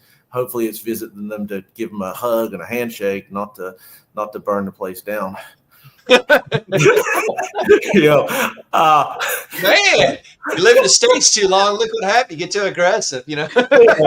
No, that's one of my big. I said that to Toyota initially. I said there's only two things that really concern me in it, because a motor's a motor, a transmission's a transmission. The two things that really concern me is, number one, the electric windows, which you go, but electric windows aren't like they were on my Firebirds years ago. They're, you know, high techie. I can tell you what the inside of those little modules looks like right now, and I think I've got that where I'm like, they'll at least work. Okay, at least work. Yeah, I had them working in the garage. You know, I won't be putting them up and down a whole lot. So just because it scares me, you know. You know, on the Copo program, they partnered with whoever makes those window modules, and they're smart. Mine's going to be dumb. And then the second thing that I had a concern about is the ECU. Right. because it's direct injected. It's a twin. These guys build controls for road race cars, and they have a base program for it. And we'll be starting from there. We'll do some dyno time.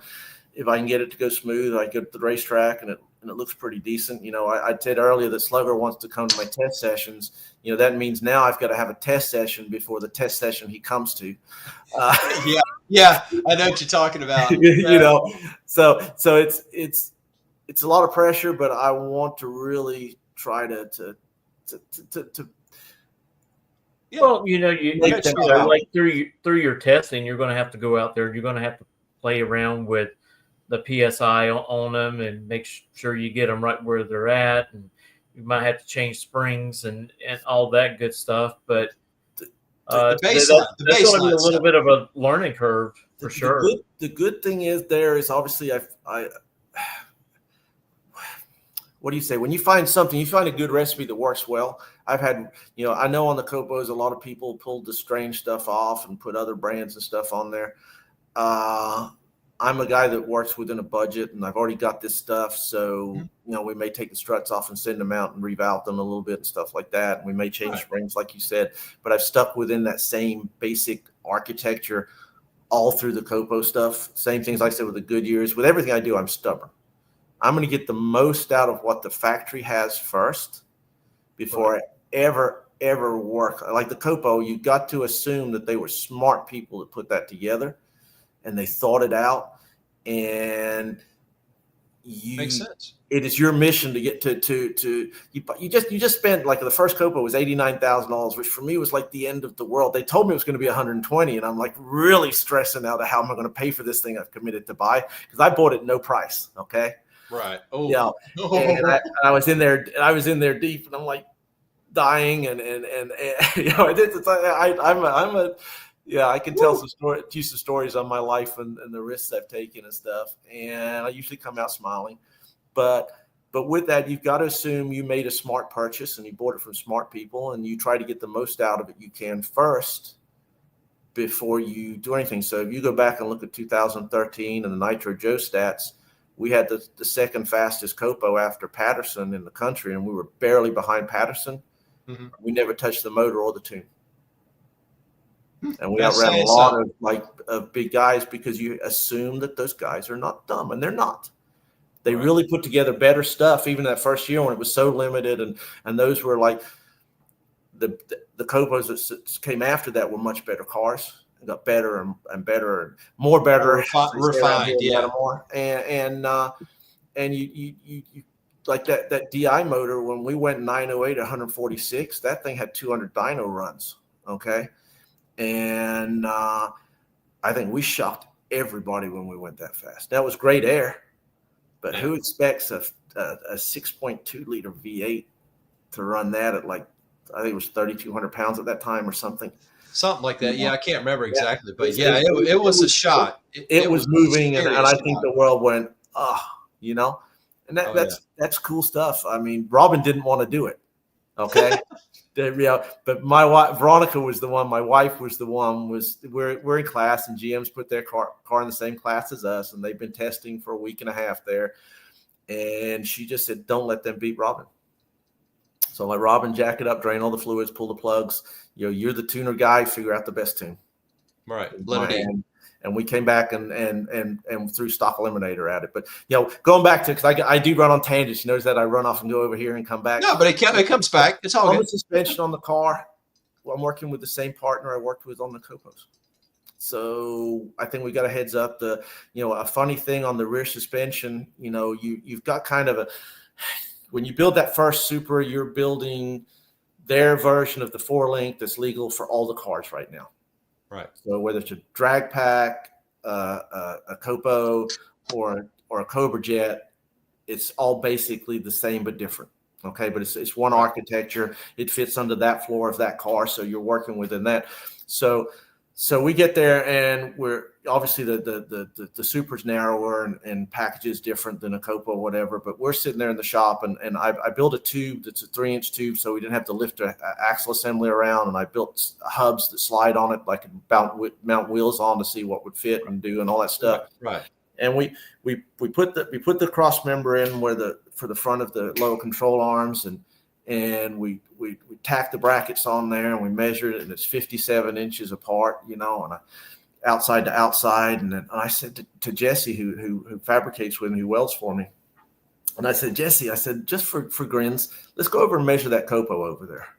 And we go over and measure the outside to outside on the lower suspension brackets on the copo, and it's 57 inches.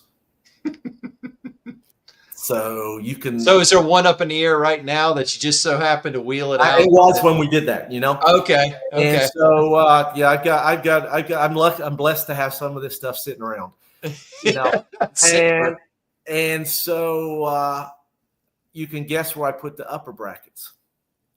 And even though the floor is in a different place and the arms are a little different, you can guess how I set up the geometry. If it works, it works. Why would you mess with it? If I can stand a copo on the back bumper like that and scare the bejesus out of Jeff Warren, why can't I do it in a Supra? With that short wheelbase and that seat right up underneath my butt, that wheel right up underneath my butt. This is going to be an interesting ride the first time. Oh, yes, it is. This may be the first car I put the weight up front. Well, hopefully I'm out there by the wall when that's going on, so I can get some really good photos. Well, that's if you remember that way back when the Copos first came out, I think I told you I got rid of the mirrors, I got rid of the fog lights, I got rid of the spoiler, and I got fussed at over that by GM too. Like, you can't do that. Yeah, you can. It's legal. Stalkers in my time. Yeah, you can. So anyway, that car, I took it to I took it to the LS Fest. That's where I did the Horsepower TV episodes. And then I took it home, did all the changes. And then I took it to the LSX shootout in Indy that year. And GM had a bunch of photographers there. That's their event, and right. And it's, that you go to any of those events, they were a big zoo, and it's an enthusiast race, and it's hardcore heads up racing. But those things were a lot of fun. People with LS cars didn't go to those; they really missed out. Okay, and so anyway, there's 3 Copos there, and I'm 2/10 faster than the other guys. Okay, and to the point they went to GM and said, like, what did you do to his car that you didn't do to ours? And GM said, we don't know. You need to go ask him. Right. And I have the email from GM where they said, we don't understand why your car's so damn fast. How cool is that? It's cool. The side mirrors and fog lights. That's exactly what it was. Yeah. But they were a tenth a piece. Tenth a piece. The thing that I did at that event is I knew GM had cameras out there. And so they had a photographer who was their photographer, and I knew the guy from running the old LTX shootouts, okay? And every time he stepped out there to take pictures, I did huge smoky burnouts. And if you remember, and you go back and look, there was a photo that was everywhere of a white Copo that just looked pretty and was clean. It didn't have any stickers at that point. It was just clean, doing this great big smoky burnout. It was. I remember that one. It was in the Performance Parts catalog. It was, in different ads. The Mobile One used those photos. Those photos went everywhere. Okay, that's my car. That car. If you remember on the GM website, I'm a sneaky guy. I do take those press shots. I see. I'm good at seeing. Opportunities.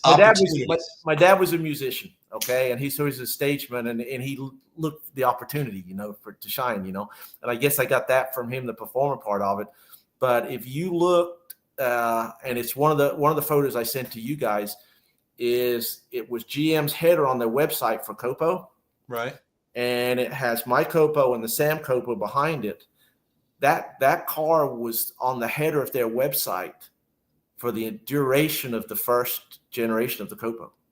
That photo was the photo that represented Copo. Now, and that was the very first series of Copos. Yeah, like in the 2012s and all that, when they came out, they stayed up there. And you couldn't get a 13? Seriously? Yeah, and it stayed up there till 15.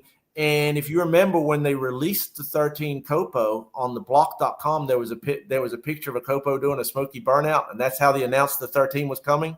Right. My car. But yet you couldn't get a 13. Yeah, but that was my attitude back then. You know, I know, but that's irony right there. I mean, you're using the picture of my car to display the 13, and I can't get a 13. I'll tell you this. I'm gonna tell a little marketing secret to all those guys out there that go, "How did you pull off getting these things, and how did you get on the list?" Okay.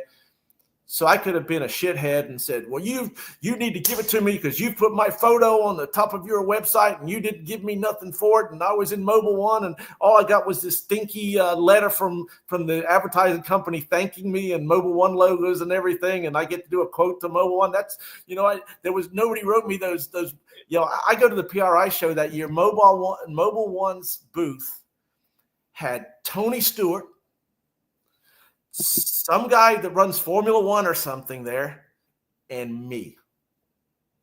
Okay. Now there was no money changed hands. Okay. I was helping GM. They wanted a guy to help them look good. That's the whole deal they did with it. I could have been a shithead is the word I'll use. Right. And being like, do you know who I am? Well, I'm nobody. Okay. Right. And they'd have took that photo down. Right. Stayed up there for 4 years, dude. You made yourself available. Yeah, you know what I mean. That's the thing on that stuff is if you're working with manufacturers, what are you going to give to them? Yes, you go in there, you want stuff, obviously, and it's hard to the budgets are not like they were 20, 30 years ago. You know that from the payouts and the contingency and all that stuff. Right. But you want them to be a partner with you. Buy something from them, show them how good it is, and see what happens. And it may go nowhere. Yeah.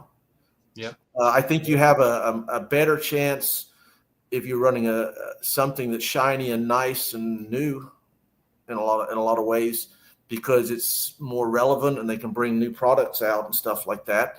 But you look, there are certain people that are running some of the older cars that have really good support, and they've had it for a lot of years.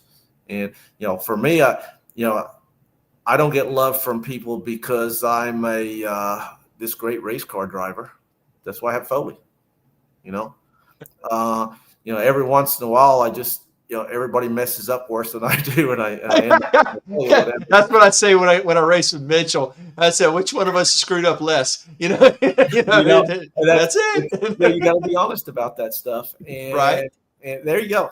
That's it. I said to the guys at GM, "Can you see the difference between those two cars?" And they could not see them. Serious? Okay? I could see it right here because I pointed it all out to you. No, man, I can see the mirrors. I see the difference in the fog lights just because of the angle. Yeah, okay. Now I can't see the front spoiler. I can't see that. The rear spoiler. Oh, rear spoiler. Okay. So anyway, I end up at this thing. They had this Cobra Jet thing up in Detroit, and they're like, "You can't do this stuff," And there's like 20 Cobra Jet owners there, and we're learning how to tune Holley EFI and all this stuff. And one of the engineers from GM says, "You take that spoiler off that car like that, it's going to be dangerous. It's going to be unstable." And I just looked at him. I said, "Cobra Jet ain't got no spoiler." And his face just went. He's like, "Say you're right." I'm good at I spent enough time in enough corporate meetings that when you get Sparky in there, that's going to make those statements, you better be right, dude. Because I will. If not, I will. I won't be mean. Bring it to your attention. I will say, I don't know. So if you looked at 2014, the Copo had mirror deletes and fog light deletes, and in 2016, they didn't get a spoiler. And I got all kind of messages from everybody who knew that story of like, "You finally won." And there was some design guy at GM or some guy there, and I said to them initially, I said to when Jamie Myers all that stuff, and the GM's a little split because you've got the drivetrain, the Copo guys, and then the marketing guys, and they're all different departments. I said, you know what, those mirrors have to cost something, and those fog lights have to cost something, even if it's a few bucks per car and a spoiler. But then you're building 69 cars, it adds up. Maybe you could save some money and give me an engine block, there you go. There you go. Every Copo ever built the fuel system was plumbed how I told them plumb them after I got the 12. Okay, and they did offer me royalties. Then I said, guys, I'm a team player. I don't need no royalties. You know, and a lot of stuff I did in there, they're not going to. They wouldn't acknowledge if I said it, but I could say some parts that are on those cars that were on the prototype that even by the time the first Copo came out, I said, yeah, I built one at home off your prototype, and I didn't like how you did this. And this is how I did it. And I sent them pictures, and guess what? Every Copo built has that particular part built that way. Okay, and then maybe somebody up there at Detroit went on a totally separate timeline, came to the exact same thinking and built it exactly like I built mine. But what's the odds? Yeah, and I left one piece out of my picture, and mine works better. So there you go. I think they paid attention to you. You're like going, yeah, okay, I kind of like That's what this terrible, man's isn't it? saying. No, it's like going, this man's anybody watching this is going, this guy is an asshole. Nah. The egomaniac of egomaniacs, you know. Oh no, Mitch and I know some. You ain't it. You're okay. Okay. I'll go back to this thing that I want to make. Yeah, you look at it, and my wife fusses me because I look at something, I go, yeah, we can fix that. You know, somebody will bring their pride and joy out, and I go, well, you thought about doing this? You know, Jesse that works with me will bring stuff to me, and he's like, what do you think, boss? And I'll say, well, have you thought about doing it this way? And I just have that a strange mind like that, and it's, you know, and we've done some neat stuff, like it's stuff I've done in the textiles machinery that like Haynes Brands patented a whole process I came up with. And, you know, they told me when I came up with it, it'd never work. And we saved them huge amount of money on chemistry and electricity and water and all this stuff. And they patented it, and everybody was like, well, you got to get mad because they patented your idea. I'm like, no, because they gave me a PO for the machines. You know, yeah. Twist my arm, right? But it's to always work with those people in those meetings to make them look good, you know, was the Haynes thing. And they went back to their bosses, and it ended up being their idea. I don't care. Well, speaking of helping others, McNeil Freeman is your friend, right? Is McNeil Freeman. Yeah. He is the ambassador. Yes, we had him on. Okay. Wish you were here, Mr. McNeil. I wish you were here, Freeman. Okay. I spent the whole afternoon with him at South Georgia. I spent the whole afternoon and talked. I tell you, great man, great racer, everything, even Miss Taxi, wonderful person. Okay, but I tell you, what I liked is the updates that you did on his car. When you did the fuel system updates and all that stuff, he was all proud and showed it to everybody, and it was some nice, clean work. And the thing I liked about it, and I keep sharing to people, so look, this is Stock Eliminator. I said, this is a V-stock automatic 4-door Caprice. And they're looking at me like, okay, big deal. I said, you don't understand. I said, any given day or time, this will be number one qualifier. Okay, it'll take your lunch money. I said, so you got to be careful. I said, but you got to look at it. So look at the attention to detail and the way the man races. He races all the time. I said, this is great. I said, this is what the sport's about. And like you said, an ambassador. And so, you know, he talks all good about you online. He really does. Neil's the best. I'm trying to get him to bring it back so we can fix the fuel injection on that stuff before Indy. Right. I'm trying to get it in here. He's on the family program. If McNeil wants it, he can have it. That's my, man, I love him to death. I got his taxi light working. He was more happy about that than any other thing on the whole car. You get the meter working on the dash. You get a meter working on the dash. That'd be priceless right there, buddy. But one thing I'll say about that car, it showed up. I said that, if you know that the year before that I worked on it, he was having these intermittent electrical issues. Okay. And he was telling us that. Yeah. That thing was a mess of wiring. And I approached him at like Rockingham or somewhere, whatever race. And I said, McNeil, would you be offended if I said I want to tidy up the wiring in your car? And he said, McNeil, yeah, do it. So I got that car in the shop, and I'm telling on McNeil, but McNeil, he'd just laugh. Yeah. So he's talking about he thinks he has this problem, and it's the gas tank, and it's like not venting right, and that's a fuel injected combination. And he said, I think I've got it fixed. I said, what you do? He says, I poked holes in the top of the gas tank. Oh, mercy. So I'm looking at the car, and there's all kind of loose ballast in it, and I roll up the carpet in the trunk, and there's this huge hole in the trunk floor. that's been just hacked out. And I'm like, McNeil, I call him. I'm like, McNeil, you didn't tell me about that. If you know McNeil, he just laughs. Right. So I said, I'm going to have to fix this. Obviously, now it's here. And I said, this fuel tank has to go in the trash because he poked holes with a screwdriver. This is McNeil. If McNeil can do it to make the next round, I'll tell you this about he'll do it. If McNeil can do it to make the next round, he is going to do it. He is going to show up. He's going to be out there. He is going to take that shot to go to the next round. I would probably park my stuff, not McNeil.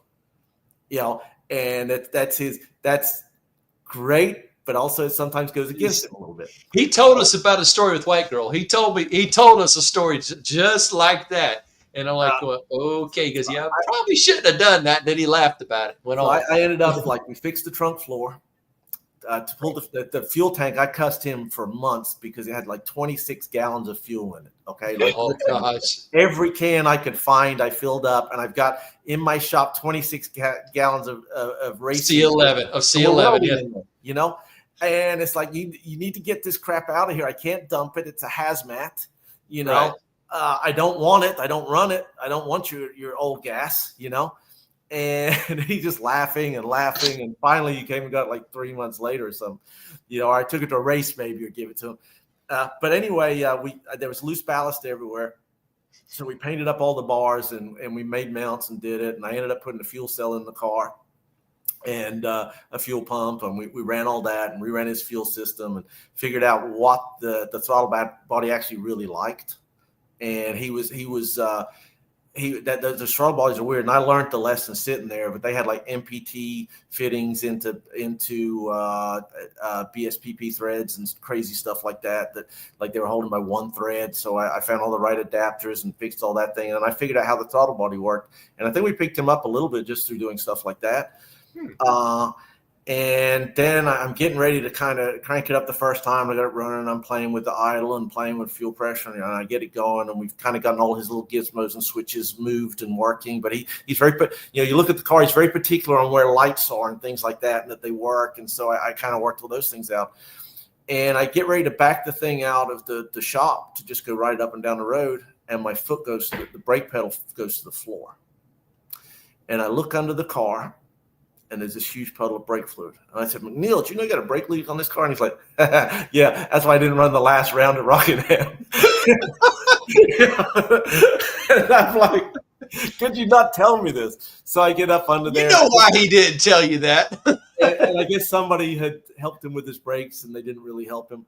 And he said he'd just been pouring brake fluid in it. Oh my! And so I ended up replumbing all his back brakes in there. Stuff it's like the car was supposed to be in there for 10 minutes, and it was in there for a couple of weeks. Yeah. Work on it when I could, but no. I would say this: if I could help McNeil in any way, I absolutely would. He is just such an ambassador for this sport. He interacts with I know one other guy like McNeil, and I'm gonna have to throw out hey there to Jaggy Wheats, my junior dragster guy that we sponsor. We have a little side thing. We call it Rocket Racing. Right. That comes from Veronica Foley's kid, Lincoln. Langdon. I always call him Lugnut. And he, when he was little, he couldn't say Veronica. He said Miss Rocket. Aww. And so we started this little deal called Rocket Racing where we sponsor some. I said to Foley, I said, find me some junior stuff. And we found this little feller, Jaggy, and his sister Claire up in, I think they're in Illinois. I think that's right. And Jaggy, you can look him up. He has Niemann-Pickett disease. I don't know how you spell that, but he's a tough cookie. But him and McNeil together are two kindred spirits. Really? And they interact with the pros. They just walk up. They don't give a hoot. They give them a hug. Jaggy will go climb into his namesake Jake's car and just go sit in it, or Anton Brown's car and sit in it and stuff. And those are two people that have fallen into my life that have been more of a blessing to me than I can ever be for them. Yeah. And it's cool. I say on that with me, I say that this is probably the teariest moment for me. I'm blessed to have McNeil and Jaggy and people like that in my life that can center you, bring you down to earth a little bit. Yes. Yes. And you can have fun in that taxi, and you can. I had him first round at South Georgia. We gave a big hug, and I said, "Be safe, have fun." I don't say good luck. Right. I'm not gonna say anything I don't mean. Right. that man will hold a tenth and a half on you. And you're already sitting there. When you run a car like that, my way of running a car like that, because he's dialed a 1490 and says, and I'm dialed, I think it was a 983 maybe or 84. And so I'm sitting there and I go, my habit with that is I've got, I gave him lane choice and I'm sitting there and I really don't look at the tree. I go 1 Mississippi, 2 Mississippi, 3 Mississippi, 4 Mississippi, and then I get to the tree. Right. Okay. I'm not looking at him. I'm not like that's a secret that no pro would ever tell you to do, but it's just to not be. I used to run Tom Gould all the time, and that Corvair he had, and I'd go red all the dang time. You had a wait with him, buddy. Yeah, you had a long wait with him. That guy sent me a picture one time. He broke a front shock on the car, and it did this monster twisted wheelie, and that was his favorite shot of that car ever because nobody knew that, and he had this wheelie shot of the Corvair, Yeah. But anyway, McNeil, I do that, and I go green. And I get down there, and he was holding like a tenth and a half. It's like McNeil. Did he know it? Did he know he was holding? I don't know if he know it because I'm not going to let out the secret of what's going on with his car right now. But right. Stop to work on it is what I've told him. Yeah. Because he's funny. I don't want to get him in trouble with anybody. No, it's not that. He is great. I mean, we sat up there watching, the rest of the racing on what was Saturday night there when they were finishing up the Bristol race. And I mean, we just talked about Stock Eliminator and, talked about, how fun it is to compete in that class. And Robert says, if you see him, you go talk to him. And we did. We had some great conversations. I even talked about, my car, like we were talking earlier about Stock Eliminator. And he's like, it's tough. That's what he told me. It's tough. Oh, yeah. Well, you see, it's like Mitchell hadn't met him before, and I met him earlier before the Gator Nationals this year. I met him, before. So he comes through there. We're Mitchell and I were in the stage lanes taking pictures and doing stuff like that. And here comes Mr. Freeman with Miss Lady Taxi, and they were dressed to the nine, as you can imagine. This time it was purple and white. Okay. And I mean, shining. And I just like going, I stopped what I was doing. I tapped Mitchell on the shoulder, and then I turned around and I said, let me introduce to you. And he was way far off. I said, Mr. McNeil Freeman. And he's like, who? I said, that guy is Mr. McNeil Freeman. He goes, the guy you were telling me about? I said, let me come introduce you. And we walked all the way down the staging lanes, about halfway down the staging lanes, and caught him. Okay. And I said, sir, I introduced myself and stuff. And he just smiled at me. I said, I got to get a picture with you. He lit up like a light bulb when you said that. So he sat back and we took some pictures and stuff like that. And I told him, I said, I'd like to talk to you about possibly coming on a podcast later on. And he thought I was a little crazy because he ain't never met me before.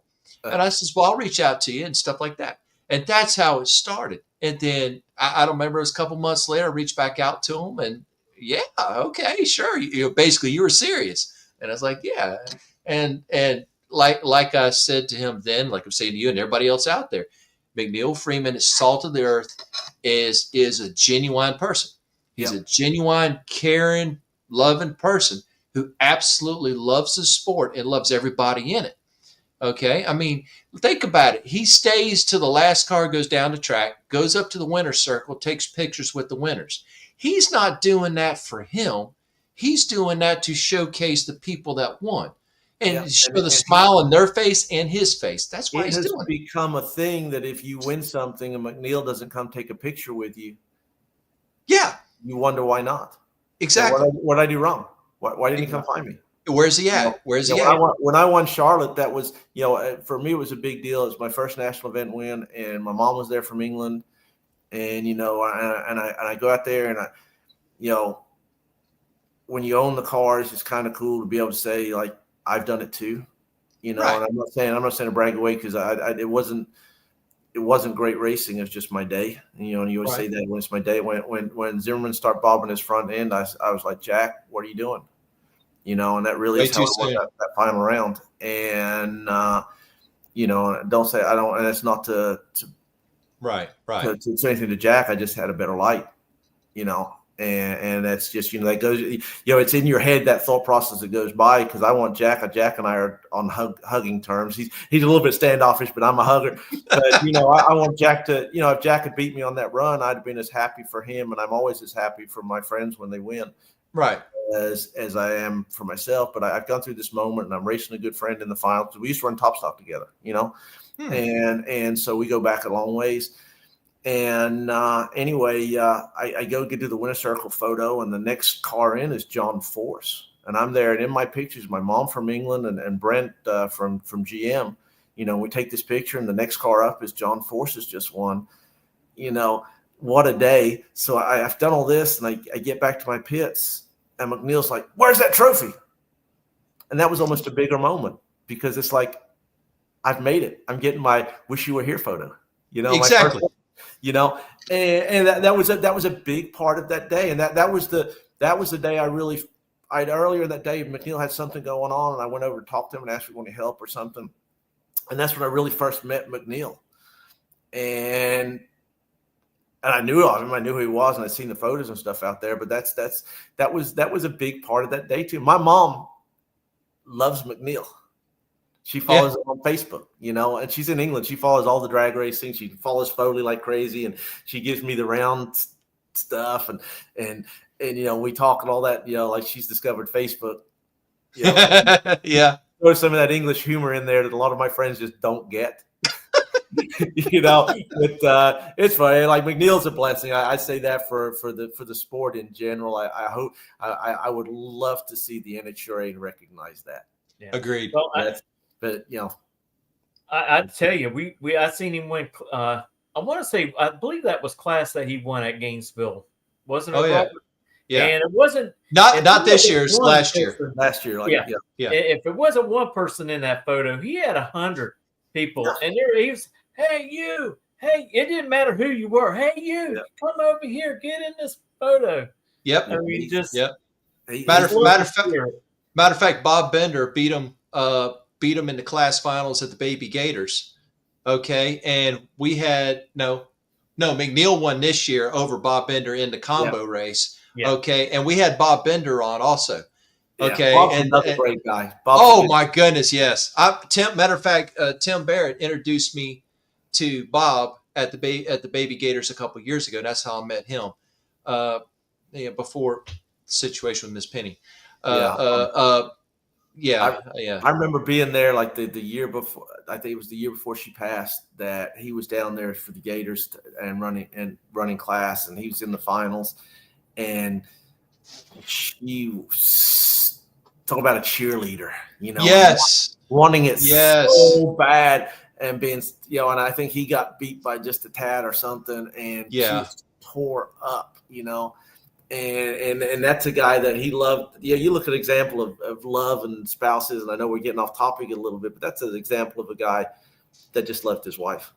Yes. I've talked to him a couple of times. I'm one of those guys who do the buddy call sometimes, say how you're doing, because everybody, when you have that emotional thing happen in your life, and everybody's there right at the beginning, but where are they 6 months later? And I know he's got a good friend base, and I haven't talked to him in a little bit, but he's one of those guys that I'd met one time. He was really kind to me, and I consider him a friend. But watching that moment with Penny, how badly she wanted that's love, dude. Yeah. And then to come back the next year, and win class the way he did on a hole shot, and win it, was priceless. And then, he's doing I call it the Penny Tour, this year, which is great. I mean, you could see, like you said, the love he had for his wife and his family, and everybody has for him. I mean, come on. There's people calling in from across the country, watching him at Pomona, pulling for him. Yeah, and what I mean? They gave him the award for I forget what it's called. It wasn't a long distance, but I know what you're talking like about. A comeback award, or it's something like that. Like a real overcoming. It's like a really cool award, and him getting that. Yeah.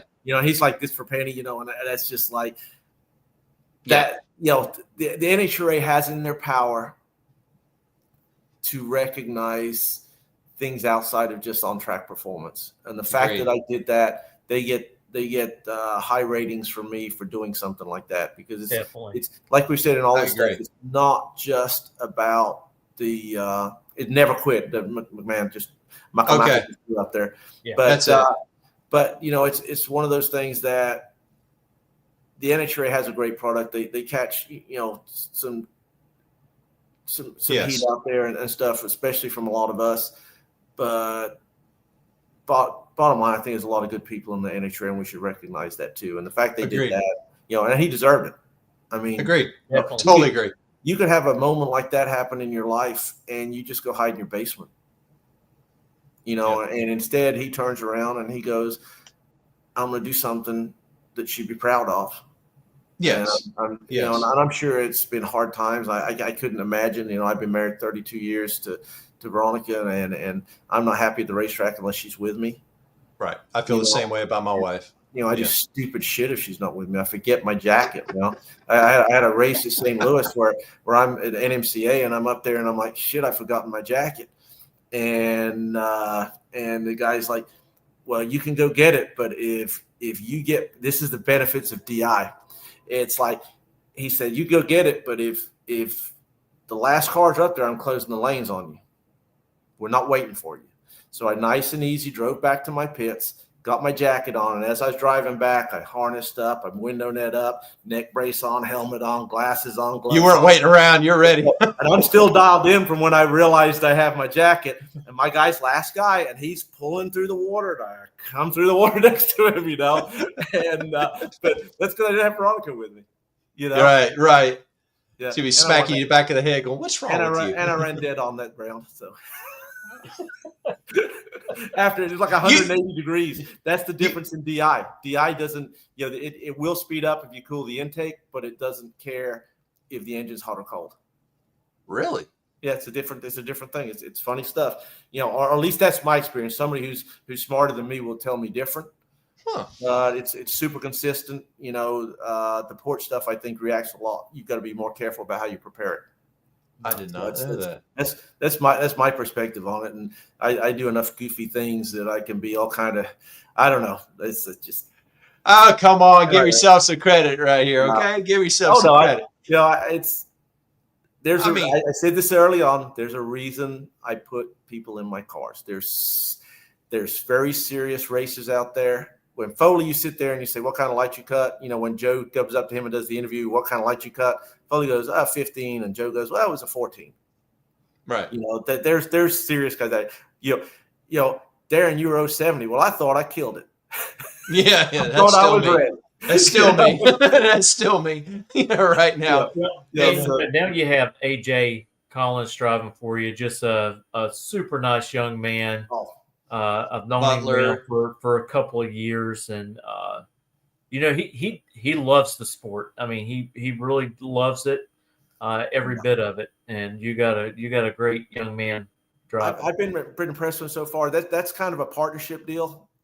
That's something that somebody else put together. I sold a car to Mark Beaver, and AJ's going to be driving that car. And the commitment I have is I'll own the drivetrain in the car, and I'll service it, and I'll get it to the races for him. And I've been a little bit behind because I've had this super project going on, this thing. So I've been letting him drive my 572 car. That's a tough car to run in super stock, and he won Orlando this year. And he wants to run super stock. And I said to him, I got like really good stocker stuff, but not so much super stock. We're working on that stuff right now, because he wants to go to Indy. Hopefully I can make him look halfway decent at Indy. Right. But he's a good kid. And I said to him, when I really hadn't been around him a whole lot, I'd met him and stuff. And obviously I really love Roy, and I've been, Roy's always been very kind to me, and I get along well with him. He's a local North Carolina hero, so it's kind of cool, Oh yeah. And I'm blessed again, the people I get to meet doing this stuff, and the amount of kindness I get. He's Roy Hill, and he introduces me to people. He's like, this is Daren Poole-Adams, Stock Eliminator racer. But I was saying AJ has really good potential. I think if you got him in the right car, got him in the right mindset, he's a pretty good driver. He can be. I feel that, and it's like not blowing smoke or whatever. I'm it was a leap of faith for me to go into this deal with these guys, and I met him and his dad in the beginning when they were talking all about it, and he's I think he can go places. I think he can do stuff. I don't know what happened long term there. I just hope for whatever time he is in my life that I can help him be better. Well, his demeanor is that he is a very humbling person. Yes. He is. He's very humbling. Yeah. Person. Yeah. And he is a good driver, as you know, obviously, or you wouldn't have even worked out. But you got Mark working with you, you got Butler working with you. You got a good stable of drivers there. Plus, not to mention the Warren family. You know what I mean? Yeah, we haven't announced it yet, but I'm working on something with Jeff right now too. He was a little mad at me when I parked the 14 car. We were racing a 15 car at the time because that was a great car, but it didn't fit what I was doing as far as from a marketing standpoint. That's a 14 Copo and I'm racing 23 Copos. So I've worked out something that I can do with him moving forward a little bit to just let him have some fun. He's an old dude; he needs to be having fun. Oh yeah, and he's a really old dude. You doing it like that, huh? You're doing it like that. Well, you can do that, okay? You can do that, but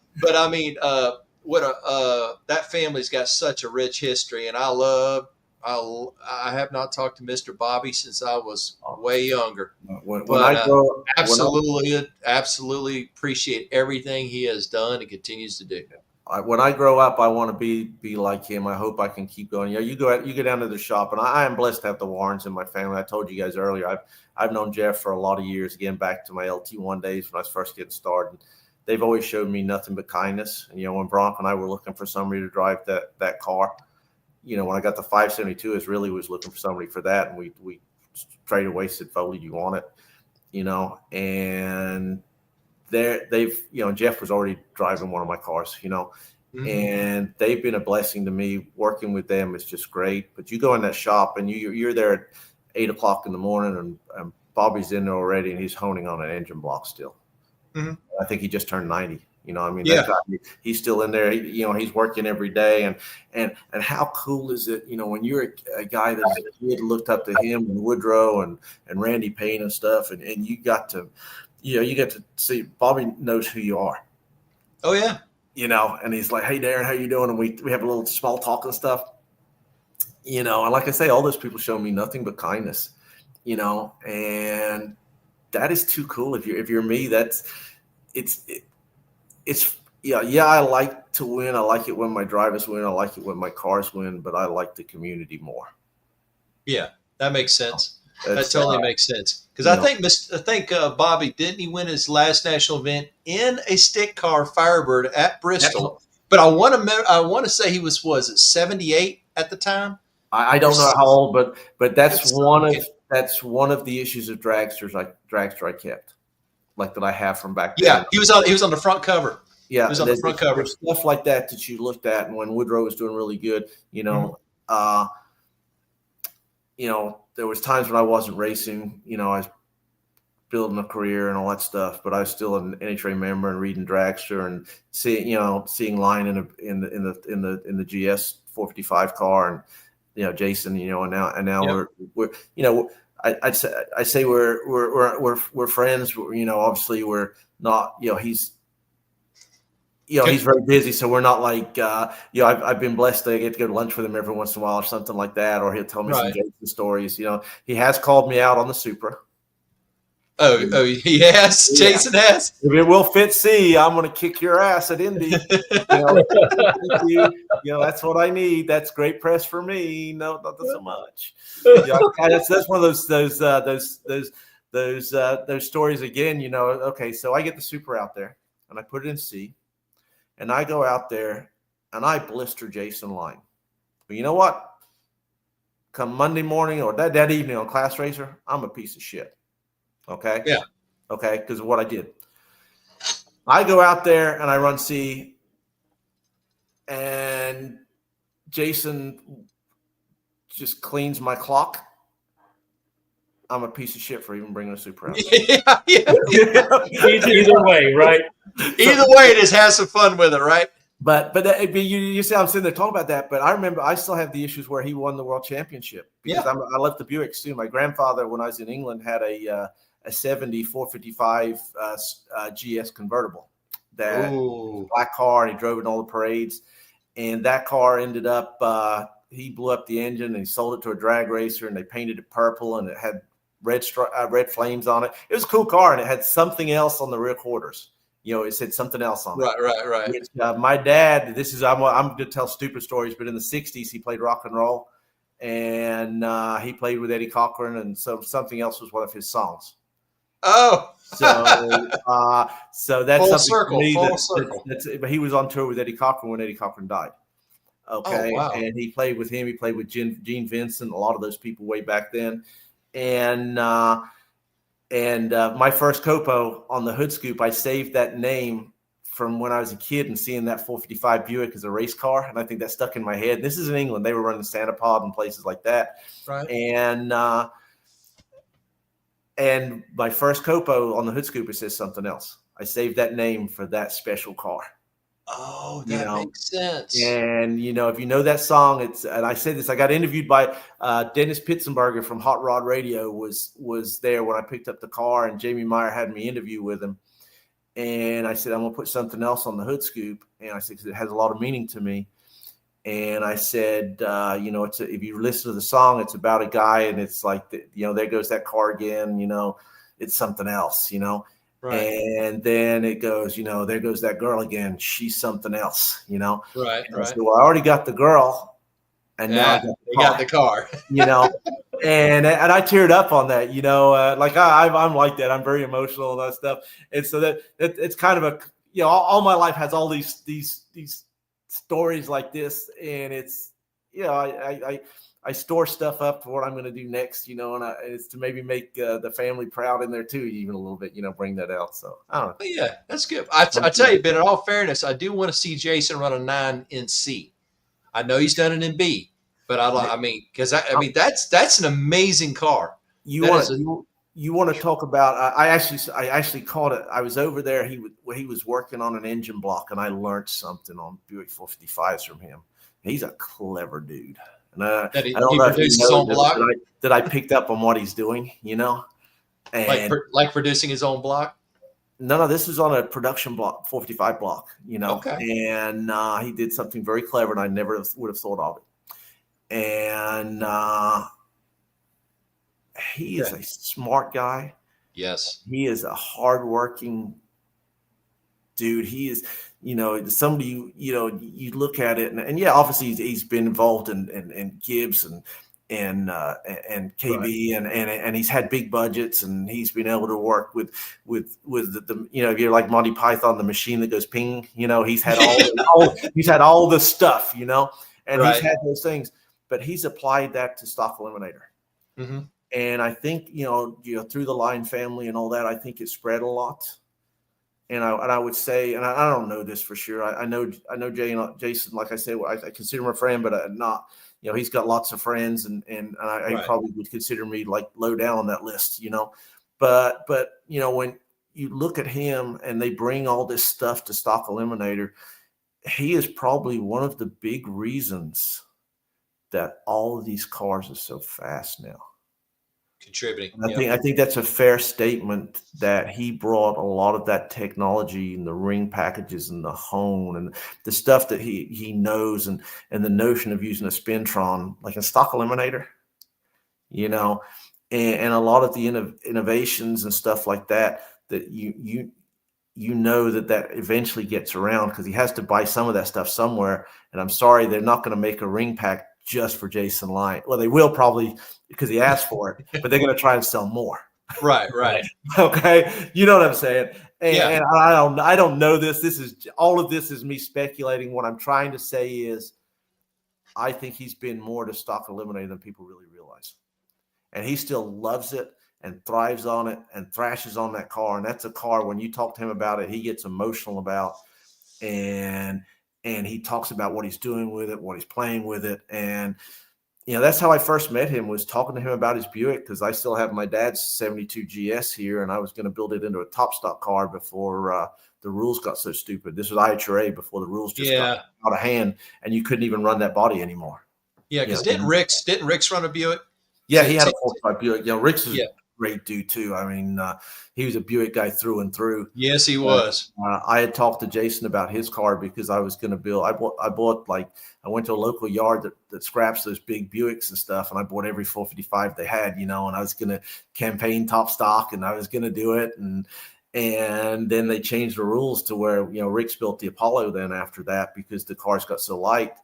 Well, I just was like, on the budget I had at that time, it's like I just spent it all and I'll go back to racing my Firebird. Right. And it was that, my only claim to fame in Beaver, we'll talk about this in top stock. My only national event I actually ran with it when it was the IHRA version of it was I threw together a junkyard LT1. And I mean, I built a bomb. And so I qualified last. First round, I get Morgan in that Mustang, back when he was super sporty. And, he laid back because he knew he hadn't been murdered. Right. Okay. So I get this wicked head start. Okay. And I'm out there, and then he does the big wheelie. And I don't know how far I get. And Beaver and all them are talking. It's like a nuke went off. That thing just grenaded. Are you talking about when Morgan came down, or he was up in the air? No, I blew my stuff up. Like a nuke went off. They said all we saw from you was your car disappeared in this cloud of smoke. Oh, and the only thing I did, I had the forethought to just pull over. Well, that's good. That's good. You're I didn't trash the track really bad or nothing like that, but it was kind of fun. And it had me hooked, and it's like I want to come back next year, but I want to come in a Buick, and that's when they changed all the rules. And oh man, that would have been cool. Yeah, I'm not gonna lie, that absolutely would have been. That's cool. funny. I think a lot of people don't realize I'm into the old cars too. I mean, that's I'm not. If I didn't have this factory stuff going on, I would. I've got to restore my my Cutlass, but I'd probably race a 69 GTO or something like that. I'd probably do something fun, or I'd fix some old cars and race them because I think that'd be fun too. And I think some of those combinations, like even the Cutlass, I think I can make it run. I almost have to prove a point with like some of the people on Class Racer that I can make one run. I know of a combination in that era that is still good to this day. Yeah, I don't think the Roller 307 is beat up bad enough. I really bad. I don't know what it is. I think the Roller 307 could, from what I've seen from the work we did with Chip, there's a lot left in that thing. So I wouldn't mind to take a shot at that just because I love those cars, the cars of my youth, and just see what that would do. You got your hands in everything. Now tell me something, Daren. How could people get a hold of you? How could people follow your progress that you're doing with the Supra and everything that you're doing? I'm on Facebook. I mean, you find me on Facebook and stuff. I will eventually put some YouTube stuff out on all of these projects. I've got to figure out how I'm going to bring it to market. And I don't mean market in a money sort of way, just to how I want to present it. I'm very particular about how I do things. I want if I do something, I want something people will watch and they don't go, that's crap. And, I'm sure tonight, a lot of this, I've come over with this real big ego, but I just love it. I'm enjoying this stuff and I want to portray that in the show. So I have to find a way to do that. I've got to build a backdrop for some of these things that's better than my dining room, and I'm in the middle of remodeling right now. So my wife's like, you got to be real careful where you have the camera angles and stuff. But no, it's honest is what it is. It's honest. If you can get me there. I will put up a website within the next few months. It'll be Poole-Adams, something with Poole-Adams Racing. I'm going to do stuff. I don't, I try. What do I say about the direction I'm going in right now? I do sell a few parts and stuff here, but just to my friends and stuff locally. I probably will aim towards going more retail in the next while. So I may even come back on if you got, I promise I won't talk for 2.5 hours next time. I don't know what your longest show was, but I bet I'm No, I think no. No, okay. You're not. We've been on longer. Okay.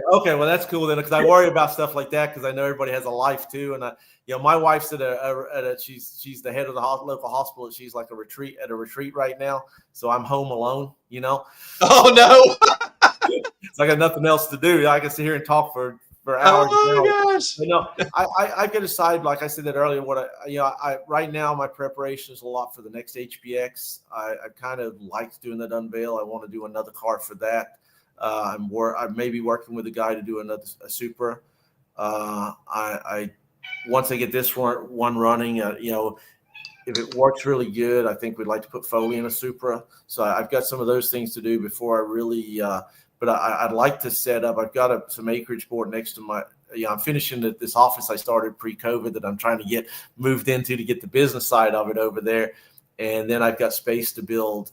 I've got a warehouse on there right now that I store the stuff in, and we've been building the cars in. But I've got space there to build a really nice shop. And I probably would think I've traditionally rebuilt a lot of textiles machinery, but I got a cat harassing me right now. Sorry, I do too. So, but okay. Yeah, we both do. So what I think ideally what would happen to me is I would build 4 or 5 cars a year instead of 4 or 5 die machines. As far as with Jesse that works with me, does fabrication work. He's a veteran. He was on the recovery crew for the USS Cole. He's a good dude.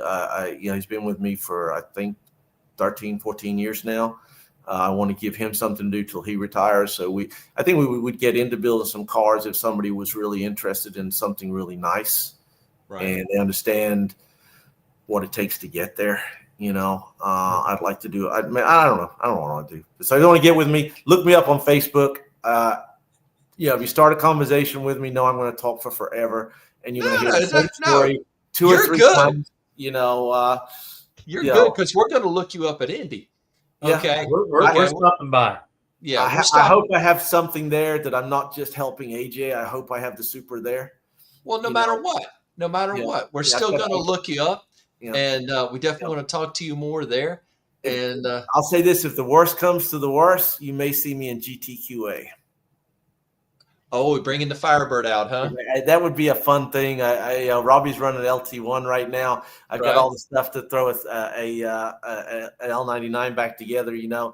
I know the combination. I know the combination you're talking about. I may do something like that. If I can't get, but my goal is going to be to have the Supra there. Gotcha. That's we'll I hope you do, and I think the great thing about bringing the Supra into the class.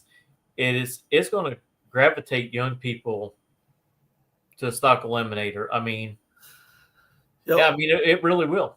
Yeah, and the thing too, even on the enthusiast side of it, if I can, that car's becoming a bit of a cult car. Like a lot of the young people are buying them and bolting stuff on. Eventually, I think they will want to start drag racing them. I don't know that we can bring a ton of them to Stock Eliminator. We might bring a few I think the biggest thing that they're going to realize is the kind of money we spend to run the times that we run. Yeah. And like the car I built, I have no doubts that I could drop a 1,200 horsepower big turbo, 2JZ kind of combo in or something. Or no, a B58. I think I could build one. I could drop it in there, and the car would handle it. Okay, and I think the car would go down the racetrack just based on what I know. So I think opening these kids' eyes to that kind of technology, you can do that, but they could do it. They could do that and probably run low 8s or something in a car like that for the same money as it would cost them to run 1080s. There you go. I was wondering if you're going to drop that or not. As I go, okay, I got you. Yeah, I was fixing it. I was subtle. I like that. I was like, going, wait a minute, don't do it. Okay, good. He did it. Okay. Mr. Boudreaux, and we got you. But Daren, I tell you what, buddy, thank you so much for coming on tonight. We've had a ball, and to sharing your adventure of bringing work to bring a Toyota into the NHRA Stock Eliminator fold, and also to bring it onto the track. I can't imagine the hard work. But I'll tell you what, buddy, we appreciate it. And we're going to look you up at Indy, okay? And then also at PRI, Lord willing, we're going to be at PRI too, so I'm sure you're going to be there. Hey, And Robert Hey, doesn't I go, have to think about it. come on now, twist arm now. What's that, Mitchell? I said, if you don't go, I'm going. Oh, don't start that, man. Don't start that. Yeah. We got to work on PTOs right now for work, but That's a good thing about being my own boss. At least I can do that. yeah, you can sign your own PTOs. So that works. I just don't make any money when I do that. Right. Gosh. I'll tell you what's really funny. They messed up when I left from one department to another department. Yeah. They wouldn't let me take my curing time with me. Come to find out, they couldn't take it from me. Now they got to back pay me for 2 years. Oh, So wow. I'm going to be pretty good with He's my going to be at PRI. He's going to have the time, is what you're trying to say. Mitchell. Right. I think I I'll see, be like 100 hours. Yeah. extra. I've been thinking. I don't think I can make PRI because there's Disney is launching 2 new ships, one in November out of Florida, and I think we're on the first 2 cruises with my Disney Maniac wife, and then a little bit after that we're flying to Shanghai to go to Shanghai Disney. Then we're going to Hong Kong to go to Hong Kong Disney. Then we're going to Singapore to sail on the second Disney ship on the maiden voyage there, the first 2 cruises. So that may be why I'm not going to PRI this year. Oh, okay. Wait. You're right. She got it bad. She got it bad. I had no idea. When you said that she's a Disney fan, I had no idea. She probably has one of the biggest Disney art collections outside of Disney. It's like she has this monster art collection of like original paintings and stuff, and she's all about it. She deserves it. She works hard and she makes decent money and stuff, and it makes her happy. That really makes her happy. We go on some of these Disney cruises, and Don Ducky Williams, if you look him up, was the senior character artist at Disney for like 37 years. We eat dinner with him. He goes with us on the trips. I mean, she's living her best life too. I got McNeil, she's got Ducky. There you go. and she's in her happy spot. She has a high stress job. She's in her happy place when she's on these Disney cruises. And she like I say, she deserves it, and it's fun. I mean, I don't say, oh no, I don't want to go. It's interesting trying to work from a ship in the middle of the Atlantic and stuff. When AJ qualified number 1 at Charlotte, it was because I got a little bit pissy about somebody else always being the number 1 qualifier in a 350 Copo. So I'm in the middle of the Atlantic, and I see the qualifying, like the first qualifying run.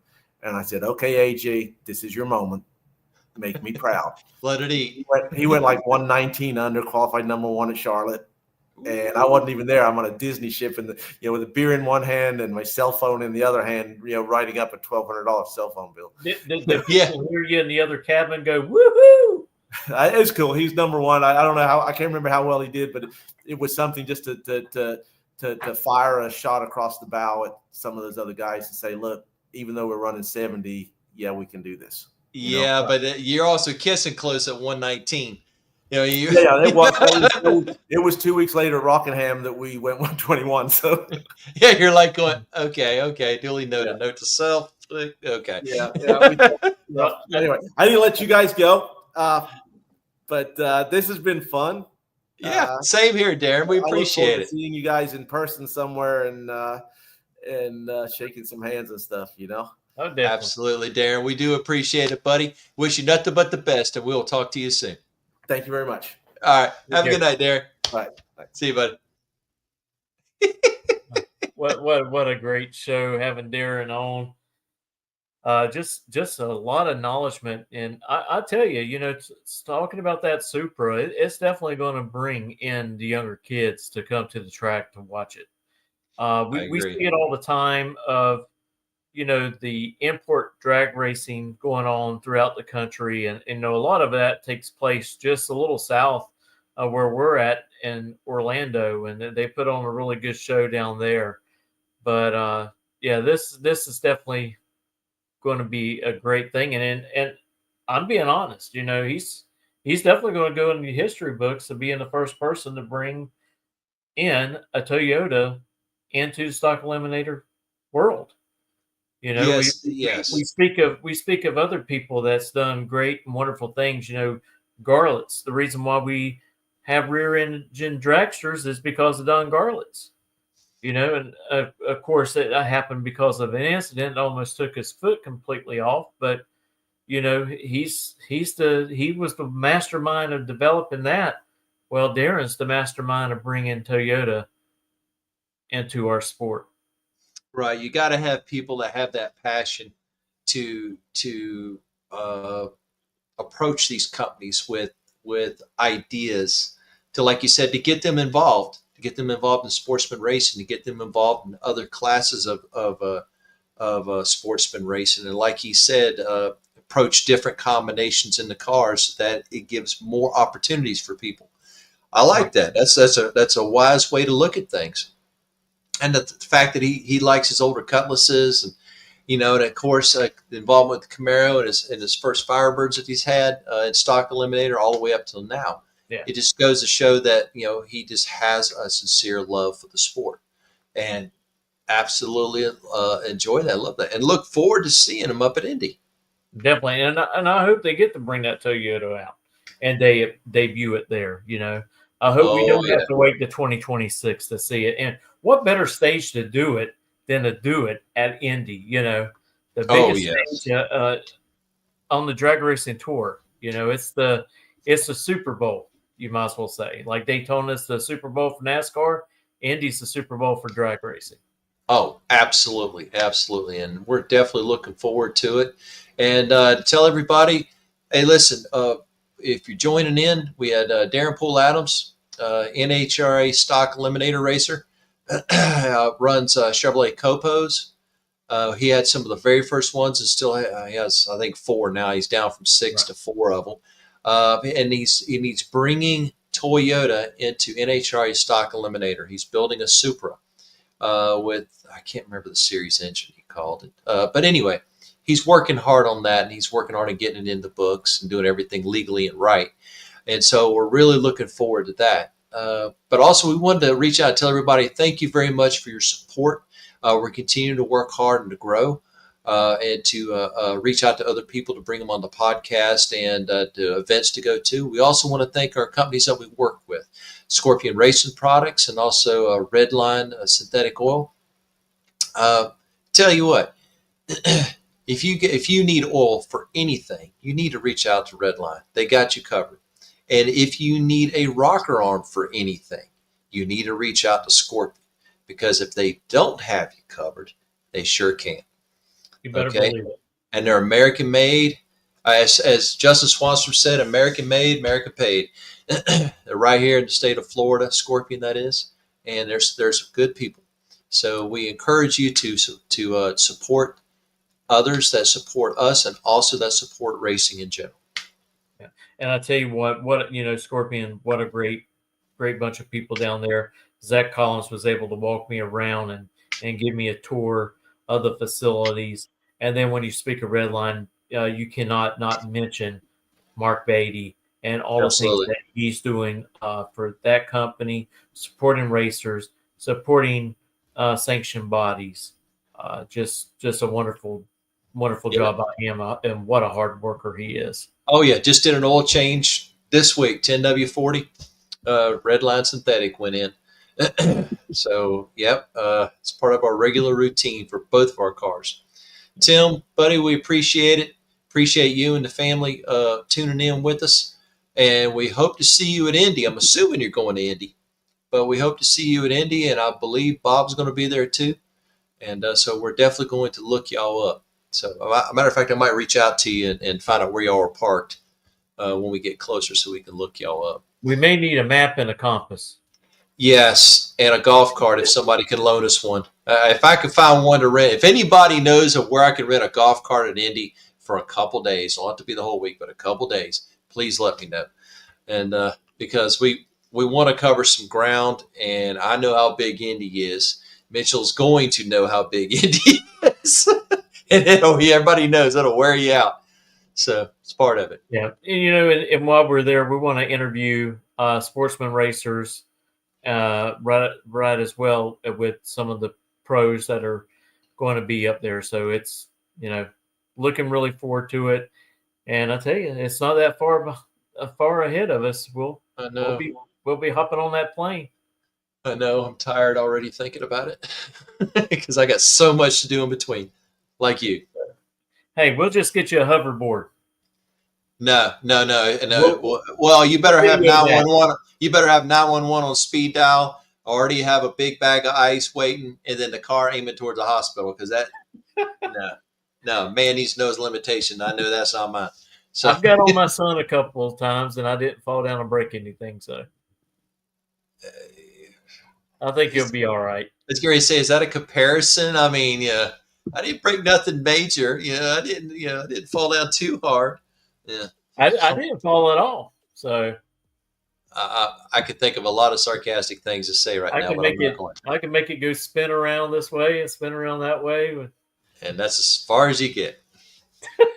so anyway, you wouldn't set foot on it, right? No. I just, like I said, know my limitations. I don't need to do that. All right, everyone, take care, and we'll be back here next Tuesday with Taylor Kitchen with Above the Yellow Line. Have a good night, everybody. Appreciate it.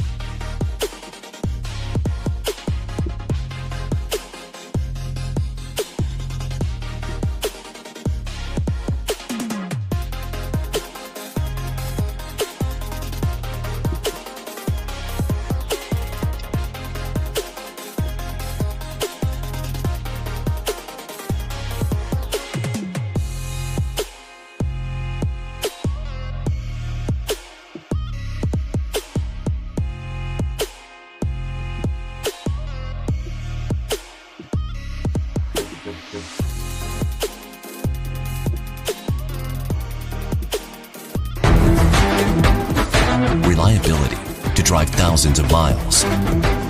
Confidence for those who fly high. Redline oil products give you the power to crush the competition. And a track record of being the best. Redline oil products. You push it to the limit, we'll protect it. Ready to take your engine to the next level? Scorpion Racing Products delivers precision-engineered, high-performance rocker arms that dominate the track. 100% CNC machined in the USA with aerospace-grade aluminum for unmatched strength and durability. Our rocker arms handle extreme conditions with multiple ratios available to fit your needs. Backed by our exclusive lifetime warranty. When performance matters, choose Scorpion Racing Products. Proven, reliable, unstoppable.